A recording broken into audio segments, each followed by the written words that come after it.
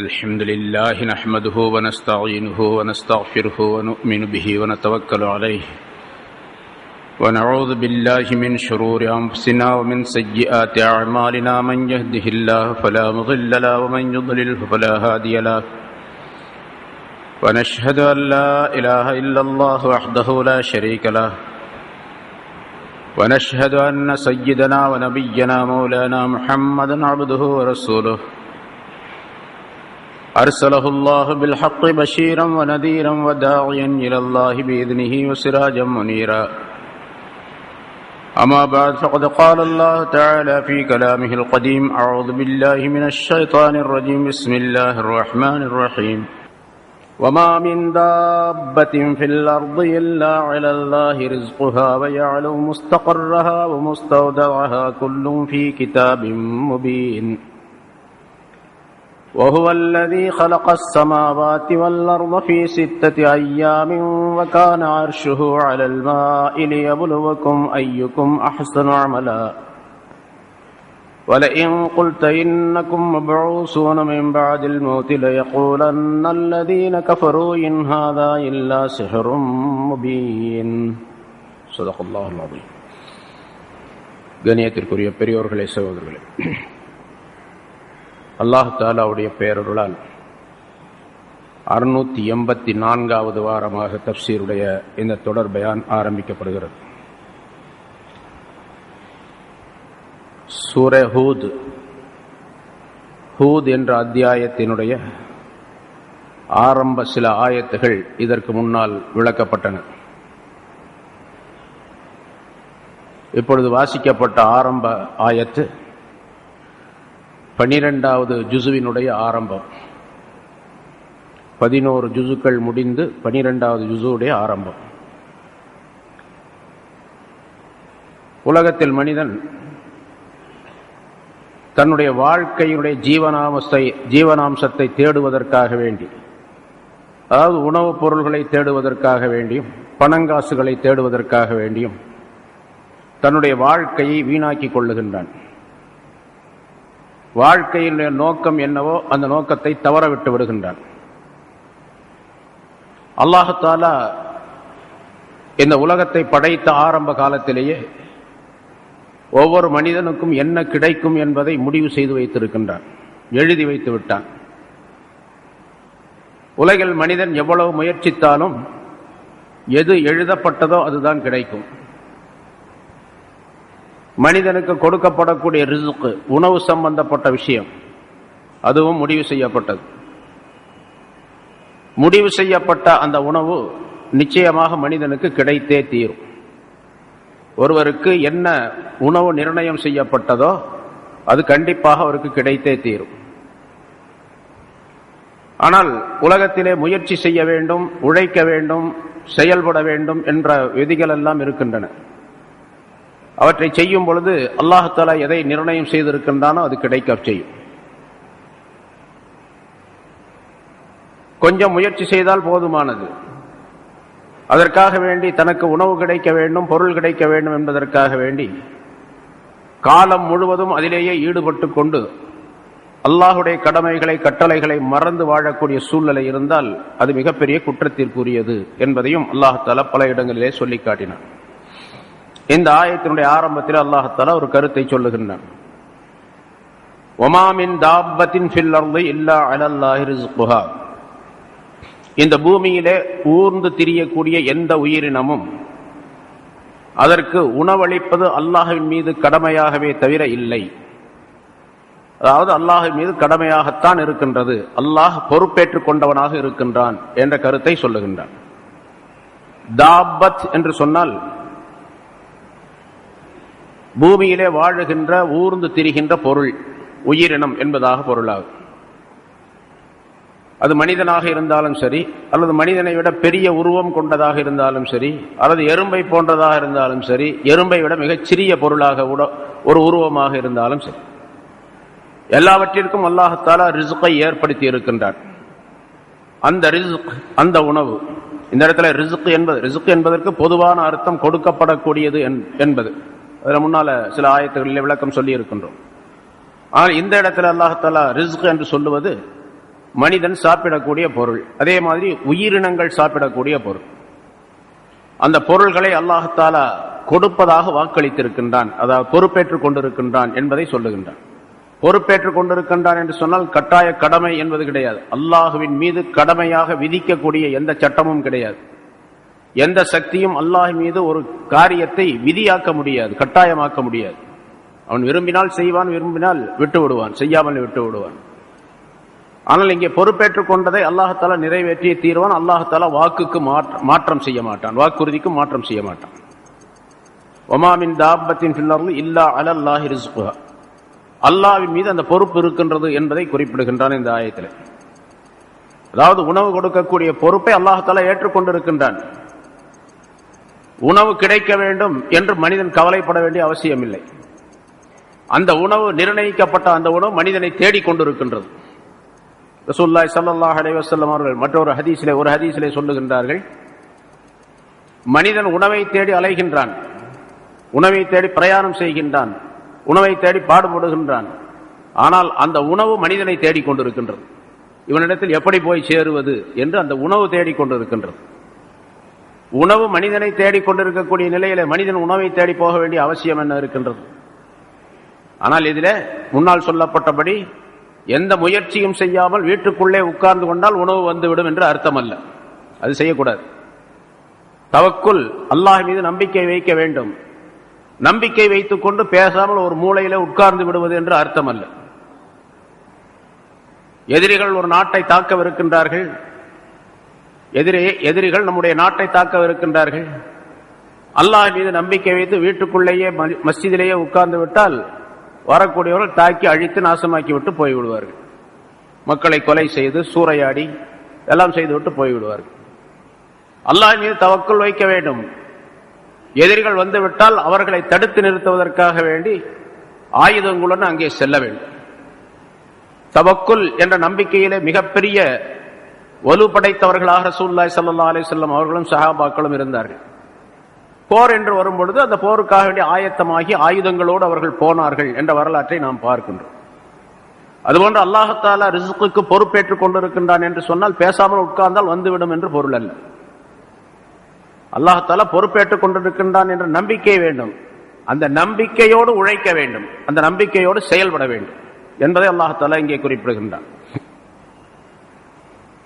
அல்லாஹ் தான் கொடுக்கின்றான் என்ற நம்பிக்கை உறுதிப்பட இருக்க வேண்டும். ஒரு பெரியவரிடத்தில், ஒரு ஞானவானிடத்தில் கேட்கப்பட்டது, நீங்கள் எப்படி சாப்பிடுகிறீர்கள் என்பதாக. அப்ப அவர் பதில் சொன்னார், அல்லதி ஹலகர் ரஹா யஅதிஹா பித்தஹீன், மாவு அரைக்கக்கூடிய கல். இப்ப மாவு அரைக்கிறதுக்கு முந்தைய அந்த ஆட்டுக்கல் அப்படின்னு சொல்லுவாங்க, மாவு அரைக்கக்கூடிய கல் திருகை அப்படின்னு சொல்லப்படும். ரஹானா திருகைன்னு அர்த்தம். இப்ப திருகைனா யாருக்குமே தெரியாது, எல்லாம் மிக்சி தான் தெரியும். சரி, நம்ம இப்ப உள்ள இதை வச்சோ, மிக்சியை படைத்த அல்லாஹ் தஆலா மாவையும் படைத்திருக்கின்றான் அப்படின்னு சொன்னார். மிக்சி இருந்துச்சுன்னு சொன்னா மாவு அரைக்கிறது தான் இருக்கும். அதன் மூலமாக அரைக்கப்பட்ட மாவு மனிதனுக்கு உணவாக பயன்படும் என்ற கருத்தில் அவர் சொல்லுவார். எப்படி சாப்பிடுகின்றீர்கள் என்று கேட்ட பொழுது, திருகையை படைத்த ஒருவன் மாவையும் படைத்தான் என்பதாக சொன்னார். அதாவது திருகையை மாவு அரைப்பதற்காக அல்லாஹ் தஆலா கொடுத்திருக்கின்றான். அந்த திருகையின் மூலமாக அரைக்கப்பட்ட அந்த மாவு உணவாக பயன்படுத்தப்பட்டு எனக்கு கொடுக்கப்படுகின்றது என்ற கருத்தை சொல்லுகின்றார். ஒரு ஞானமுள்ள விஷயம் அது. இன்னொன்று சொன்னார்கள், வல்லதி ஷத்தகல் அஷ்தாக ஹுவ காலிகுல் அர்ஸாக், பல்லையும் தாடைகளையும், பல்லு நாக்கு அதை சார்ந்திருக்கக்கூடிய தாடை, இந்த தாடைகளை படைத்த அல்லாஹ் தஆலா ரிஸ்கையும் படைத்திருக்கின்றான் என்பதாக சொன்னார். சாப்பிட்றதுக்காக வேண்டி பல்லு தாடை அதை அசைச்சு நாக்க உபயோகப்படுத்தி பல்ல உபயோகப்படுத்தி உணவை சாப்பிட வேண்டும். உணவு சாப்பிட்றதுக்காக வேண்டி இந்த பொருளெல்லாம் அல்லாஹ் தஆலா கொடுத்துருக்கிறான். அவன் தான் உணவையும் படைச்சிருக்கிறான், கண்டிப்பா அது தருவான் என்று சொன்னார் அவர். அபு உசைத் என்று ஒரு பெரியவர், ஒரு ஞானவான், அவரிடத்தில் கேட்கப்பட்டது, நீங்கள் எப்படி சாப்பிடுகிறீர்கள், அதாவது எங்கிருந்து உங்களுக்கு உணவு கிடைக்கிறது? உடனே அவர் சொன்னார், சுப்ஹானல்லாஹ் அல்லாஹு அக்பர். இது என்ன ஆச்சரியமான கேள்வி இது, எப்படி சாப்பிடுறீங்க, என்ன எங்கிருந்து உணவு வருது அப்படின்னு. இன்னல்லாஹ யர்ஸுகுல் கல்ப் அஃபலா யர்ஸுகு அபா உசைத், நாய்க்கு உணவளிக்கக்கூடிய அல்லாஹ் இந்த அபூ உசைதுக்கு உணவளிக்க மாட்டானா என்று கேட்டார் அவர். தெருவில் சுத்தி திரிகின்ற எந்த சம்பாத்தியம் கிடையாது, அதுக்கு மனுஷன் தான் சம்பாதிக்கிறான். மனுஷனை தவிர எந்த மிருகம் சம்பாதிக்கிறது கிடையாது, யானையும் கூட சம்பாதிக்கிறது கிடையாது. கடையில் போய் வேலை செஞ்சு ஹோட்டலில் போய் வேலை செஞ்செல்லாம் சம்பாதிக்கிறது இல்லை. ஆனால் உணவு கிடைக்கிறது. யானைக்கு எவ்வளோ உணவு வேணும்? பல பேர் சாப்பிடக்கூடிய உணவு யானைக்கு வேணும். அந்த உணவும் கொடுக்கப்படுகின்றது அதற்கு. அதை வளர்க்கக்கூடியவன், அதை பயன்படுத்தக்கூடியவன் அதற்கு உணவு கொடுக்கின்றான். அப்ப நாய்க்கு உணவளிக்கக்கூடிய அல்லாஹத்தால எனக்கு உணவளிக்கின்றான் என்று சொன்னார் அவர். ஹாத்தமுல் அஸ்ஸம் என்ற ஒரு பெரிய ஞானவான், அவரிடத்தில் கேட்கப்பட்டது, எப்படி சாப்பிடுறீங்க, எங்கிருந்து உங்களுக்கு உணவு கிடைக்கின்றது? அவர் ஒரே வார்த்தையில் பதில் சொன்னார், மின் ஐந்தில்லா, அல்லாவின் புறத்தில் இருந்து கிடைக்கிறது அப்படின்னு சொன்னார். அல்லாவின் புறத்திலிருந்து கிடைக்கிறது கொண்ட இப்போ உள்ள கேள்வி கேட்கிற மாதிரி ஒரு குறும்பு பிடிச்ச ஆள் போல் இருக்கு. அந்த கேட்டார், அல்லாஹ் வானத்திலிருந்து தீனார் திரகமெல்லாம் உங்களுக்கு இறக்கி வைக்கிறானான்னு கேட்டார். காசெல்லாம் வானத்திலிருந்து கொட்டுதா உங்களுக்கு அப்படின்னு கேட்டார். தங்க காசு வெள்ளி காசெல்லாம் வானத்திலிருந்து அவ கொட்டுது அப்படின்னு கேட்டார். அவர் சொன்னார், ஏ மனிதனே, வானத்திலிருந்து அல்லாஹத்தாலா கொட்டவில்லை, ஆனா வானத்திலிருந்து தான் உணவு பூமிக்கு வருகின்றது. அல்லாஹத்தாலா குர்ஆனிலும் சொல்லி காட்டுகின்றான், உங்களுடைய உணவு வானத்தில் இருக்கின்றது என்று அல்லாஹத்தாலா சொல்லுகின்றான்.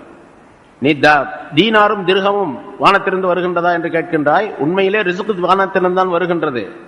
ஆனால் பூமியின் மூலமாக அல்லாஹத்தாலா எனக்கு அளிக்கின்றான், எனக்கு கொடுக்கின்றான் என்பதாக சொன்னார்கள். சொல்லிவிட்டு ஒரு பாடலை சொன்னார்கள், நம்பிக்கைக்குரிய பாடல், நம்பிக்கை கொள்ள வேண்டிய பாடல்.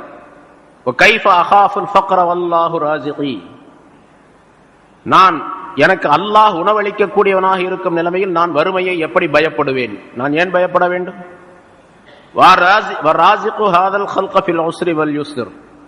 சிரமம் ஏற்பட்டாலும் நலநிலை ஏற்பட்டாலும் இந்த படைப்புக்கு அல்லாஹத்தாலா உணவளித்துக் கொண்டிருக்கின்றான். உயிரினங்கள் அனைத்திற்குமே உணவளிப்பதாக அல்லாஹத்தாலா பொறுப்பேற்றுக் கொண்டிருக்கின்றான். தரையிலே இருக்கக்கூடிய உடும்புக்கும் கடலிலே இருக்கக்கூடிய மீனுக்கும் உணவளிப்பதாக அல்லாஹ் வாக்களித்திருக்கின்றான், பொறுப்பேற்றுக் கொண்டிருக்கின்றான். நான் ஏன் கவலைப்பட வேண்டும் என்பதாக அவர் சொன்னார் என்பதாக குறிப்பிடுகின்றார். ஆனால் உண்மையிலேயே அல்லாஹ் மீது முழுமையான நம்பிக்கை வைத்தால், ஈமான் வலிமையாக இருந்தால், நிச்சயமாக அல்லாஹத்தாலா மறைமுகமான நிலையிலே அல்லாஹ்வின் புறத்திலிருந்து உணவளிப்பான். நிறைய சம்பவங்கள் வரலாற்றிலே நாம் பார்க்கின்றோம். மூசா அலைஹிஸ்ஸலாத்துடைய கௌமுகளுக்கு எப்படி உணவளித்தான்? 6 லட்சம் பேர்த்துக்கு தினந்தோறும் வானத்திலிருந்து மண்ணு சல்வா என்று சொல்லப்படக்கூடிய சொர்க்கத்தினுடைய உணவுகள் இறங்கியது என்ற வரலாற்றை நாம் பார்த்தோம். இது அவர்கள் கொண்டிருந்த நம்பிக்கையின் காரணமாக வந்தது. ஒரு சம்பவம் சொல்லப்படுகின்றது. அபூ மூஸல் அஷ்ஆரி ரலியல்லாஹு தஆலா அன்ஹு ஒரு பெரிய சஹாபி. அவருடன் வேறு சில சஹாபாக்களும் இருந்தார்கள் ஒரு இடத்துல. அபு மாலிக், அபு ஆமிர் என்று அவர்களுடைய பெயர். அவர்களுக்கு கடுமையான பசி, பல நாள்களாக உணவில்லை. ஒரு மனிதரை கூப்பிட்டு, அவருடைய சபையிலே இருந்த ஒரு மனிதரை கூப்பிட்டு, ரசூலுல்லாஹி ஸல்லல்லாஹு அலைஹி வஸல்லம் அவர்களிடத்தில் போய், நாங்க கொஞ்சம் ஏதாச்சும் சாப்பிட்றதுக்கு உணவு இருந்தா கேட்டோம் அப்படின்னு சொல்லி வாங்கிட்டு வாங்க என்று அந்த நபரை இந்த 3 பேரும் அனுப்புனாங்க. அவர் போனார். ரசூலுல்லாஹி ஸல்லல்லாஹு அலைஹி வஸல்லத்துடைய மஜ்லிஸுக்கு போகக்கூடிய அந்த நேரத்தில் அந்த இடத்துக்கு போயிட்டாரு. அந்த இடத்துல ரசூலுல்லாஹி ஸல்லல்லாஹு அலைஹி வஸல்லம் அவர்கள் இந்த ஆயத்தை ஓதிக்கொண்டிருந்தார்கள், அல்லது அங்கிருந்து யாரோ ஒருவர் இந்த ஆயத்தை ஓதினார். இந்த ஆயத், வமா மின் தாப்பத்தின் ஃபில் அர்தி இல்லா அலல்லாஹி ரிஸ்குஹா, பூமியிலே ஊர்ந்து திரியக்கூடிய எந்த உயிரினத்திற்கும் அல்லாஹ்தாலா உணவுக்கு பொறுப்பேற்றுக் கொள்ளாமல் இருப்பதில்லை என்ற இந்த ஆயத். இதை ஓதினார். இவர் இன்னும் உள்ள போகல. அந்த ஆயத்தை கேட்ட உடனே அஷ்ஆரியீன்கள், அதாவது அபூ மூஸல் அஷ்ஆரியுடைய அந்த குழுவினர், இவங்க என்ன இந்த மிருகத்தை விட இந்த உயிரினங்களை விட கேவலமானவங்களா போயிட்டாங்களா? எல்லா உயிரினங்களுக்கும் அல்லாஹ் உணவளிப்பதாக இந்த ஆயத்தில் சொல்றான், இவங்களுக்கு உணவளிக்க மாட்டானா? ரசூலுல்லாஹி ஸல்லல்லாஹு அலைஹி வஸல்லம் ஏன் போய் கேட்கணும் அப்படின்னு சொல்லிட்டு திரும்ப போயிட்டார். போய் கேட்காமலேயே போயிட்டார். நான் அங்க போய் என்ன சொன்னாருன்னு கேட்டா, உங்களுக்கு ரொம்ப விரைவிலேயே ஒரு நல்ல செய்தி வரும் அப்படின்னு மட்டும் சொன்னார். உணவு நீங்க போனையா கேட்டியா? நான் போனேன் கேட்டேன் அப்படின்லாம் எந்த விஷயம் சொல்ல அவங்களும் கேட்கல. போன உடனே இதை சொல்லிட்டார், அபுஷிரு அத்தாக்குமுல் கௌஸ், உங்களை காப்பாற்றக்கூடிய, உங்களுக்கு நன்மை தரக்கூடிய ஒரு விஷயம் உங்களிடத்துல வரும் அப்படின்னு சொல்லிட்டார். அவங்க நினைச்சுக்கிட்டாங்க, சரி இவர் அனுப்பிட்டு ரசூலுல்லாஹி ஸல்லல்லாஹு அலைஹி வஸல்லம் ஏதோ உணவு கொடுத்து விட்டதா சொல்லியிருக்காங்க போல் இருக்குது அப்படின்னு அவங்க நினைச்சுக்கிட்டாங்க. கொஞ்ச நேரம் ஆச்சு. அதே மாதிரி ஒருத்தர் வந்து 2 மனிதர்கள் வந்தாங்க. 2 பேரும் ஒரு பெரிய சகன், பெரிய தாம்பாளத்தை எடுத்து வந்தார்கள். 2 பேரும் தூக்க முடியாம ஒரு பெரிய தாம்பாளம், அதுல நிறைய வகை வகையான உணவுகள்லாம் இருந்துச்சு. இதை கொடுத்துட்டு வர சொன்னாங்க அப்படின்னு மட்டும் கொடுத்தாங்க அவங்க. சரி, இவங்க முதல்ல என்ன சொல்லியிருக்காரு அவரு, உங்களுக்கு சீக்கிரமே உங்களுக்கு நல்ல செய்தி வரும் அப்படின்னு சொல்லியிருக்கிறார். சரி, ரசூலுல்லாஹ் கொடுத்து விட்டுருக்காங்க போல் இருக்குது அப்படின்னு உட்கார்ந்தாங்க. எல்லாரும் சாப்பிட்டாங்க. வயிறு நிறைய எல்லாம் சாப்பிட்ட பிறகும் கூட அதுல மீதி இருந்துச்சு அந்த உணவு. இப்போ அவங்க நினைச்சாங்க, ரசூலுல்லாஹி ஸல்லல்லாஹு அலைஹி வஸல்லம் நம்மளுக்கு கொடுத்தாங்க, அவங்க சாப்பிட்டாங்களா இல்லையா? ஏன்னா பெரும்பாலும் ரசூலுல்லாஹி ஸல்லல்லாஹு அலைஹி வஸல்லம் அடுத்தவங்களுக்கு கொடுத்துருவாங்க, தாங்க சாப்பிட மாட்டாங்க. அப்படி ஒரு சூழ்நிலை. இப்போ கேட்டதுனால கொடுத்துட்டாங்க போல இருக்குது அப்படின்னு சொல்லிட்டு மீதி இருக்கக்கூடிய உணவையும் எடுத்துக்கொண்டு ரசூலுல்லாஹி ஸல்லல்லாஹு அலைஹி வஸல்லம் இவங்க போறாங்க. அபூ மூஸா அல்-அஷ்அரி அவங்க எல்லாம் போறாங்க. போய் யா ரசூலல்லாஹ், இந்த மாதிரி நீங்க உணவு கொடுத்து விட்டீங்க, ரொம்ப அற்புதமான உணவு, ரொம்ப சுவையா இருந்தது, இது மாதிரி உணவு நாங்கள் சாப்பிட்டதே இல்லை, அவ்வளவு அற்புதமான உணவு அப்படின்னு சொன்னாங்க. ரொம்ப அதிகமாகவும் இருந்துச்சு, ரொம்ப ருசியாகவும் இருந்துச்சு அப்படின்னு சொன்னாங்க. ரசூலுல்லாஹி ஸல்லல்லாஹு அலைஹி வஸல்லம் மேலே எங்கேயும் பார்த்தாங்க. நான் எங்க உணவு அனுப்பினேன்? அனுப்பவே இல்லையே அப்படின்னாங்க. உங்களுக்கு உணவே அனுப்பவே இல்லையே அப்படின்னாங்க. யார் வந்தது? அப்ப இந்த மாதிரி அனுப்பணும், இந்த ஒரு ஆள் அனுப்பணும், அவர் தான் வந்து சொன்னாரு. அதுக்கு பிறகு 2 பேர் கொண்டு வந்தாங்க அப்படின்னு விவரம்லாம் சொல்லியிருப்பாங்க. அந்த வந்தார் பாருங்க, அவரை கூப்பிட்டு கேட்டாங்க ரசூலுல்லாஹி ஸல்லல்லாஹு அலைஹி வஸல்லம், என்ன விஷயம் அப்படின்னு சொல்லிட்டு. யார சொல்ல, நான் உங்கள்கிட்ட வந்தேன், இவங்க அனுப்புனாங்க, தாங்க வந்தபோது, நான் வந்தபோது இந்த இடத்துல தாங்க இந்த ஆயத்தை ஓதிக்கொண்டு இருந்தீர்கள், வமா மின் தாப்பத்தின் இல்லா அலல்லாஹ் ஃபில் அர்தி இல்லா அலல்லாஹ் ரிஸ்குஹாங்கிற ஆயத்தை ஓதிட்டு இருந்தீங்க. உயிரினத்திற்கு, எல்லா உயிரினத்திற்கும் உணவளிக்கக்கூடிய அந்த அல்லாஹ் இவர்களுக்கு உணவளிக்க மாட்டானா என்பதாக நினைத்து நான் போய்விட்டேன் என்பதாக சொன்னார் அவர். இப்ப ரசூலுல்லாஹி ஸல்லல்லாஹு அலைஹி வஸல்லம் அவர்கள் சொன்னார்கள், அந்த உணவு அல்லாஹ்வின் புறத்திலிருந்து உங்களுக்கு அனுப்பப்பட்டது, ஆகவே நீங்க அதை சாப்பிடுங்கள், சாப்பிட்டதனால எந்த விதமான குற்றமும் இல்லை என்று ரசூலுல்லாஹி ஸல்லல்லாஹு அலைஹி வஸல்லம் சொன்னார் என்று ஒரு வரலாறு, ஒரு சம்பவம் குறிப்பிடப்படுகின்றது. அல்லாஹ் தஆலா இப்படியும் உணவை கொடுப்பான், ஆனால் அதுக்கு பெரிய நம்பிக்கை வேணும். சஹாபாக்களை போல எல்லாம் சஹாபாக்கள் மிக உயர்ந்த அந்தஸ்தில் உள்ளவர்கள், ஈமானிலே ரொம்ப வலுவானவர்கள்.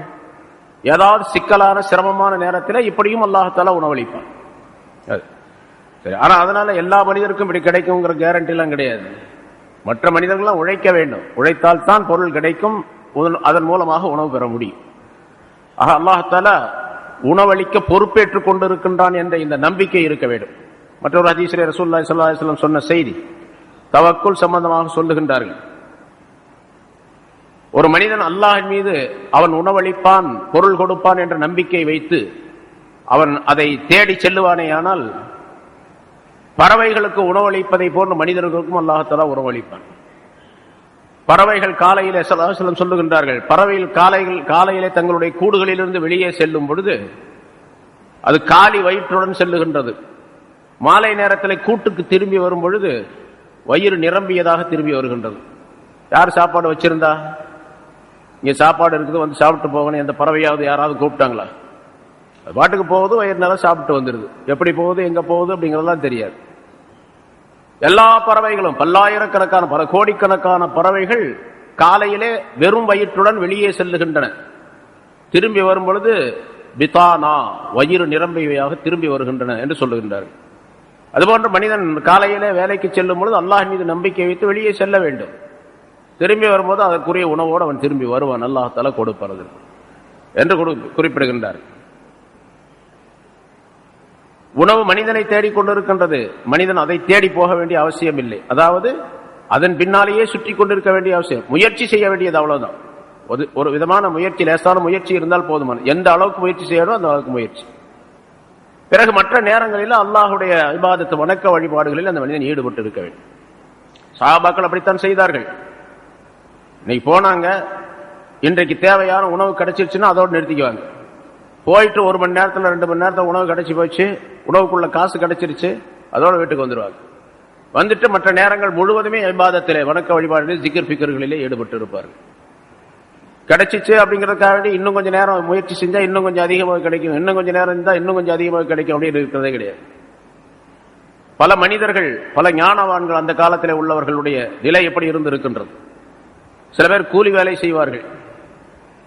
போய் கூலி வேலை செய்யறாங்க பாருங்க, ஒரு நாளைக்கு இப்ப 100 200 கொடுக்குறாங்க. அந்த மாதிரி அந்த காலத்துல 10 காசு 20 காசு அப்படின்னு கொடுத்திருப்பாங்க. ஒரு 10 ரூபா 5 ரூபா 10 தீனார் 20 தீனார் அப்படி கொடுத்திருப்பாங்க, திரகம் அப்படி கொடுத்திருப்பாங்க. சில மனிதர்களுடைய சில பேருடைய வரலாறு சொல்லப்படுகின்றது. அவர் போவார், ஒரு நாள் முழுவதும் உழைப்பார். ஒரு நாள் முழுவதும், அதாவது சனிக்கிழமை அல்லது வியாழக்கிழமை அப்படின்னு கணக்கு வச்சிருந்தார். காலையில போயிட்டு வேலை செய்வார். அன்னைக்கு பூரா உழைப்பதின் காரணமாக அவருக்கு என்ன பொருள் கிடைக்கின்றதோ அந்த பொருள் ஒரு வாரத்துக்கு அவருக்கு போதுமானது, அவருக்கு அவருடைய குடும்பத்தினருக்கு போதுமானது. ஒரு நாள் வேலை செஞ்சா ஒரு வாரத்தினுடைய பொருள் வந்துடும். அதனால அடுத்து அந்த 6 நாள் 7 நாள்ல ஒரு நாள் வேலை செய்வார், 6 நாள் எங்கேயும் போக மாட்டார். 6 நாள் இரவு பகலாக அல்லாஹுடைய இபாதத்திலே ஈடுபட்டு இருப்பார் அவரும் அவருடைய குடும்பத்தினர். ஏன்னா அவருக்கும் அவருடைய குடும்பத்தினருக்கும் ஒரு வாரத்துக்கு தேவையான பொருள் ஒரு நாள்ல கிடைச்சிருச்சு இவருக்கு. இப்ப அப்படிலாம் இருந்தா என்ன ஆகும்? அப்படி இருக்கணும் கட்டாயம் கிடையாது. அது ஷரியாத்தாக மார்க்கமாக ஆக்கப்படவில்லை. இது ரொம்ப உயர்ந்த அந்தஸ்திலே உள்ளவர்களுக்குரிய நிலை. பொதுவாக பொருள் சேமிக்கலாம், உணவை சேமித்து வைக்கலாம், பொருளை சேமித்து வைக்கலாம். சேமித்து வைப்பதற்கு அளவு இருக்கின்றது. இமாம் கசாலி ரஹ்மத்துல்லாஹி அலைஹி அவர்கள் சொல்லுகின்றார்கள், மார்க்க முறைப்படி ஹதீஸுடைய கருத்தின்படி ஒரு மனிதர் அதிகபட்சமாக சேமித்து வைப்பது ஒரு வருஷத்திற்குரிய பொருள் என்பதாக சொல்லப்பட்டிருக்கு. சில மனிதர்களை நம்ம பார்க்கிறோம், சம்பாதிக்கிறாங்க. அவர் இருக்கிற வரைக்கும் இன்னொரு 50 வருஷத்துக்கு இருப்பார்னு வச்சுங்க. இப்பதான் 20 வயசு ஆச்சு அவருக்கு, இன்னொரு 50 வருஷத்துக்கு இருப்பாரு, 70 வயசு. அதுக்கு பின்னால் அவருடைய பிள்ளைங்கள்லாம் வருவாங்க. அவர் 70 வயசு வரைக்கும் வாழ்றதுக்கு, அதுக்கு பின்னால் அவங்களுடைய பிள்ளைகள் வாழ்றதுக்கு, அதுக்கு பின்னால் அவங்க பேர பிள்ளைகள்லாம் வாழ்றதுக்கு சேர்த்து சேமிச்சு வைப்பாங்க. அப்படி சேமிக்கக்கூடிய அமைப்பு மார்க்கத்தில் கிடையாது. ஆனால் அப்படி சேமித்தால் அதிகமாக தான தர்மங்கள் செய்ய வேண்டும். அப்படி சேமிக்கிறதா இருந்துச்சு. அல்லாஹ் தஆலா கொடுத்தான், ஹலாலான முறையில அதை கொடுத்தால் அதை வாங்கிக் கொள்வதற்குரிய மறுப்பு கிடையாது. அதில் வாங்கி கொள்ளலாம், பெற்றுக் கொள்ளலாம். ஆனால் அதே நேரத்தில் அந்த பொருளுக்கு என்ன கடமைகள் இருக்குன்னா அந்த கடமைகளை சரியாக செய்ய வேண்டும். அப்படி கடமைகளை செய்யாமல் சேமித்து வைப்பதற்கு அது குற்றத்திற்குரியது. அதான் அல்லாஹ் தஆலா சொன்னான், வல்லதீன யக்னிஸூன ஸஹப வல் ஃபில்லத், ஸதகாவுடைய பாடத்தில், ஸகாத்துடைய பாடத்தில் சொல்லப்பட்டது முன்னால தௌபாவுடைய சூரத்து தௌபாவில். தங்கத்தையும் வெள்ளியையும் சேமித்து வைத்து அல்லாஹ்வுடைய பாதையிலே செலவு செய்யாமல் இருப்பவர்கள், அது அவர்களுக்கு நரக நெருப்பிலே சூடு காட்டி சூடு போடப்படும், அவருடைய நெற்றியிலும் முதுகுகளிலும் விலாப்புறங்களிலும் சூடு போடப்படும் என்று அல்லாஹ் தஆலா சொன்னார். சேமிச்சு வைக்கிறாங்க, அல்லாஹ்வுடைய பாதையில செலவு செய்யல. செலவு செய்தால் அந்த குற்றம் கிடையாது. இந்த ஆயத்தை வந்தோன்னு சஹாபாக்கள் பயந்தார்கள். யா ரசூலல்லாஹ், இந்த மாதிரி அல்லாஹ் தஆலா இந்த ஆயத்தை அருளினான், எங்களுக்கு அருளி இருக்கின்றான், எங்களுக்கு பயமா இருக்குது, பொருள் சேமிச்சு வச்சா இந்த மாதிரி தண்டனை கிடைக்குமோ அப்படின்னு சொல்லிட்டு. நாங்க எந்த பொருளை சேமித்து வைப்பது? தங்கம் வெள்ளியை சேமித்து வச்சா இந்த தண்டனை கிடைக்கும்னு சொல்றோம், வேற எந்த பொருளை நாங்கள் சேமித்து வைப்பது என்று கேட்டார். ரசூலுல்லாஹி ஸல்லல்லாஹு அலைஹி வஸல்லம் அவர்கள் சொன்னார்கள், லிசானுன் ஜாக்கிருன் கல்புன் ஷாக்கிருன் வ ஸௌஜத்துன் சாலிஹா. அதாவது திக்ர் செய்யக்கூடிய நாக்கு, சுக்ர் செய்யக்கூடிய கல்பு மனம், சாலிஹான ஒரு மனைவி, நல்லொழுக்கமுள்ள ஒரு மனைவி, அவள் உன்னுடைய தீனுக்கு உதவி செய்வாளே அப்படிப்பட்ட நல்லொழுக்கம் உள்ள மனைவி. துனியாவுக்கு உதவி செய்யறதல்ல, தீனுக்கு உதவி செய்யக்கூடியவளாக இருப்பாளே அப்படிப்பட்ட நல்லொழுக்கம் உள்ள மனைவி. இந்த மூன்றும் நீங்கள் சேமித்து வைக்கக்கூடிய நல்ல பொருள் என்பதாக சொன்னார். சரி, இதை சஹாபாக்களுக்கு சொல்லப்பட்ட விஷயம். ஆனால் அதை எடுப்பது என்பது நம்மை போன்றவர்களுக்கு ரொம்ப சிரமமான காரியம். ஆக பொருள் சேமித்து வைக்கலாம், அதற்கு ஒரு அளவு இருக்கின்றது, அந்த அளவை மீறி சேமித்து வைப்பது கூடாது என்பதாக சொல்லப்பட்டிருக்கு. தண்டனைக்குரிய விஷயம். அப்படி அளவுக்கு அதிகமாக அல்லாஹ் தஆலா கொடுத்தான், இவர் பெற்றுக்கொண்டார், அதற்குரிய முறைப்படி நடக்க வேண்டும் என்பது நமக்கு சட்டமாக சொல்லப்பட்டிருக்கிறது. ரிஸ்க் சம்பந்தப்பட்ட விஷயத்திலே ஏராளமான கருத்துகள் இருக்கின்றன, ஏராளமான விஷயங்கள் முன்னால் நிறைய சொல்லப்பட்டிருக்கின்றன. அந்த மாதிரி நடந்து கொள்ள வேண்டும் என்று அடுத்து அல்லாஹ் தஆலா சொல்றான், அல்லாஹ் தஆலா உணவளிப்பதற்கு, எல்லா உயிரினங்களுக்கும் உணவளிப்பதற்கு பொறுப்பேற்றுக் கொண்டிருக்கின்றான் என்ற கருத்து இந்த ஆயத்தில். வயஅலமு முஸ்தகர்ரஹா வ முஸ்தௌதஅஹா. அதே மாதிரி ஒவ்வொரு பொருளும் அது எந்த இடத்திலே தங்கி இருக்கும், அது எந்த இடத்திலே போய் சேரும், எந்த இடத்திற்கு போய் சேரும் என்பதையும் அவன் அறிந்தவனாக இருக்கின்றான். வயஅலமு முஸ்தகர்ரஹா வ முஸ்தௌதஅஹா. இதே மாதிரி ஒரு ஆயத்து முன்னாலும் வந்தது சூரத்துல் அன்ஆம் என்று நினைக்கிறேன். சூரத்துல் அன்ஆம்ல இது மாதிரி ஒரு கருத்து, இதே மாதிரி வாசகம் உள்ள ஒரு ஆயத்து வந்தது. யாலும் முஸ்தகர்ரஹா, அது தங்கி இருக்கக்கூடிய இடத்தையும் அவன் அறிவான். முஸ்தௌதாஹா, அது செல்லுகின்ற இடத்தையும் அறிவான். முஸ்தகர் என்பது தங்கி இருக்கக்கூடிய இடம். முஸ்தௌதா அப்படின்னு சொன்னா பிரயாணம் செல்லக்கூடிய இடம் அப்படின்னு அர்த்தம், பிரயாணம் செல்லுகின்ற இடம். ஆனால் இதுக்கு பல கருத்துக்கள் சொல்லப்பட்டு இருக்கின்றன. அது முன்னால் உள்ள அந்த ஆயத்தை விளக்கப்பட்டு இருக்கின்றது. முஸ்தகர் என்று சொன்னால் எந்த இடத்திலே இந்த உலகத்திலே பூமியிலே ஒரு பொருள், ஒரு மனிதன் தங்கி இருக்கின்றானோ அல்லது ஒரு உயிர் தங்கி இருக்கின்றதோ அந்த இடத்தை அல்லாஹ் தஆலா அறிவான் என்று பொருள். அதாவது பூமியிலே மனிதனை எடுத்துக்கொண்டால் மனிதன் எந்த இடத்துல வசிக்கின்றான், எந்த இடத்துல வாழுகின்றான் என்பதை அல்லாஹ் தஆலா தெரிந்திருக்கின்றான். அதே போன்று ஒவ்வொரு பொருளும் ஒவ்வொரு உயிரினமும் அது எந்த இடம் தங்குவதற்கு சரியானதோ அந்த இடத்தில் அல்லாஹ் தஆலா அதை தங்க வைத்திருக்கின்றான் என்பதாகவும் கருத்தாகும். உதாரணமாக மனிதனை பூமியுடைய இந்த மேற்பரப்பிலே தங்க வைத்திருக்கின்றான் இல்லையா, நம்ம எல்லாம் இந்த இடத்துல தங்கி இருக்கிறோம். இந்த இடத்துல பாம்பு, பள்ளி, பூராம், அது இது இந்த மாதிரி தேல், விஷ ஜந்துக்கள், காட்டு மிருகம், பூலி, கரடி, யானை அதெல்லாம் இந்த இடத்துல இருக்குமா? அதெல்லாம் அது இருக்கக்கூடிய இடத்துல இருக்கு. அதுக்கு முஸ்தகர் தங்கி இருக்கக்கூடிய இடம் காடுகள். சரி, பாம்பு, இந்த எறும்பு, அதுபோன்ற சில பிராணிகள் பூமிக்கு கீழே உள்ள பொந்துகளிலே தங்கி இருக்கின்றன. எலி, இது போன்றவையெல்லாம் அது பூமிக்கு மேலையும் வசிக்க முடியாது, கடல்லையும் வசிக்க முடியாது, காட்டிலையும் வசிக்க முடியாது. காட்டிலையும் இருந்தாலும் கூட பூமிக்கு கீழே தான் இருக்குது. பாம்பு எங்க இருக்கும்? புற்றுக்குள்ள இருக்கும். எலி எங்க இருக்கும்? அதனுடைய வலைக்குள்ள இருக்கும். எறும்பு எங்க இருக்கும்? எறும்பு புற்றுக்குள்ள இருக்கும். அதுக்கு முஸ்தகர் அது தங்கி இருக்கக்கூடிய. அதை எல்லாற்றையும் அல்லாஹ் தஆலா அறிந்திருக்கின்றான். யாலும் முஸ்தகர்ரஹா, அவை தங்கி இருக்கக்கூடிய இடத்தையும் அறிந்திருக்கின்றான். ஓ முஸ்தௌதாஹா, அது எங்கே போய் சேரும், அதாவது பிரயாணப்பட்டு எங்கே போய் சேரும் என்பதையும் அறிந்திருக்கின்றான். பிரயாணப்பட்டு போய் சேரும் சொன்னா கடைசியாக முடிவு, அதனுடைய முடிவு என்ன? நம்ம சொல்றோம், நான் இறந்துட்டேன், மனுஷன் இறந்துட்டான், இறந்த உடனே கபரில் அடக்கிடுறாங்க. நம்முடைய அகீதா கொள்கை படிக்கு அங்கே ஆலமுல் பர்ஸஹ் என்ற அந்த ஆலத்திலே நம்முடைய ரூஹு, நம்முடைய உடலுடன், நம்ம ரூஹுடன் அங்கே இருக்கின்றோம். நல்லவர்களாக இருந்தால் சுகமா இருக்கிறாங்க, கெட்டவர்களாக இருந்தால் தண்டனையுடன் அங்கே இருக்கின்றார்கள் அப்படின்னு நம்பி இருக்கோம். சரி, ஒரு நாளைக்கு பல ஆயிரக்கணக்கான பூச்சி புழுக்களை நாம் பார்க்கின்றோம். எத்தனை கோடிக்கணக்கான எறும்புகள் மடிகின்றன, எத்தனை கோடிக்கணக்கான கொசுக்களை அடிச்சு சாகடிக்கிறாங்க, அல்லது மருந்து போட்டு சாகடிக்கிறாங்க, அல்ல எத்தனை பிராணிகள் சாகின்றன வழியில, தெருக்களில், அதுல இதுல நம்ம பார்க்கிறோம். உலகம் பூரா எடுத்துங்க, உலகம் முழுவதுமே, இந்த பூமி முழுவதுமே ஒரு நாளைக்கு எத்தனை எறும்பு செத்து போகும், ஒரு நாளைக்கு எத்தனை கொசு செத்து போகும். அதுக்கும் உயிர் இருந்துச்சு இல்லையா? அந்த உயிர் வெளியே போயிடுச்சு. போன பின்னால அது எங்க போகுது? மண்ணோட மண்ணா போகுது அப்படின்னு சொல்லுவோம். ஆனா கியாமத்தினால அல்லாஹ் தஆலா எல்லாத்தையும் எழுப்புவான்னு சொல்லியிருக்கிறோம். மனுஷனை மட்டுமல்ல, எல்லா உயிரினத்தையும் எழுப்புவான். எறும்பு, பாம்பு, பள்ளி, அது இது எல்லாமே அங்க வரும்.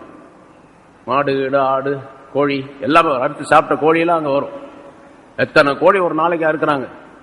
அரபு நாட்டில் போய் பார்த்தீங்கன்னு சொன்னா ஒரு நாளைக்கு கோடிக்கணக்கான கோழிகளை சாப்பிடுறாங்க. லட்சக்கணக்கான மக்கள் கோடிக்கணக்கான கோழியை சாப்பிட்றாங்க. உலகம் பூரம் பார்க்க இதெல்லாம் உயிர் கொடுத்து எழுப்பப்படும். அது திரும்ப எங்க போவோமோ அந்த இடத்தையும் அல்லாஹ் தஆலா அறிஞ்சது. மனுஷனுக்கு மட்டும் நமக்கு தெரியுது ஆலமுல் பர்ஸஹ்ல இவர் இருப்பார் அப்படின்னு சொல்லிட்டு. ஆனா மற்ற உயிரினங்கள் அது எங்க இருக்கும் அப்படின்னு நமக்கு தெரியாது. எப்படி போகுது, எந்த இடத்துல இருக்குது, எந்த இடத்துல அது போய் பயணம் செய்து முடியுது, பயணம் அப்படிங்கறதெல்லாம் தெரியாது.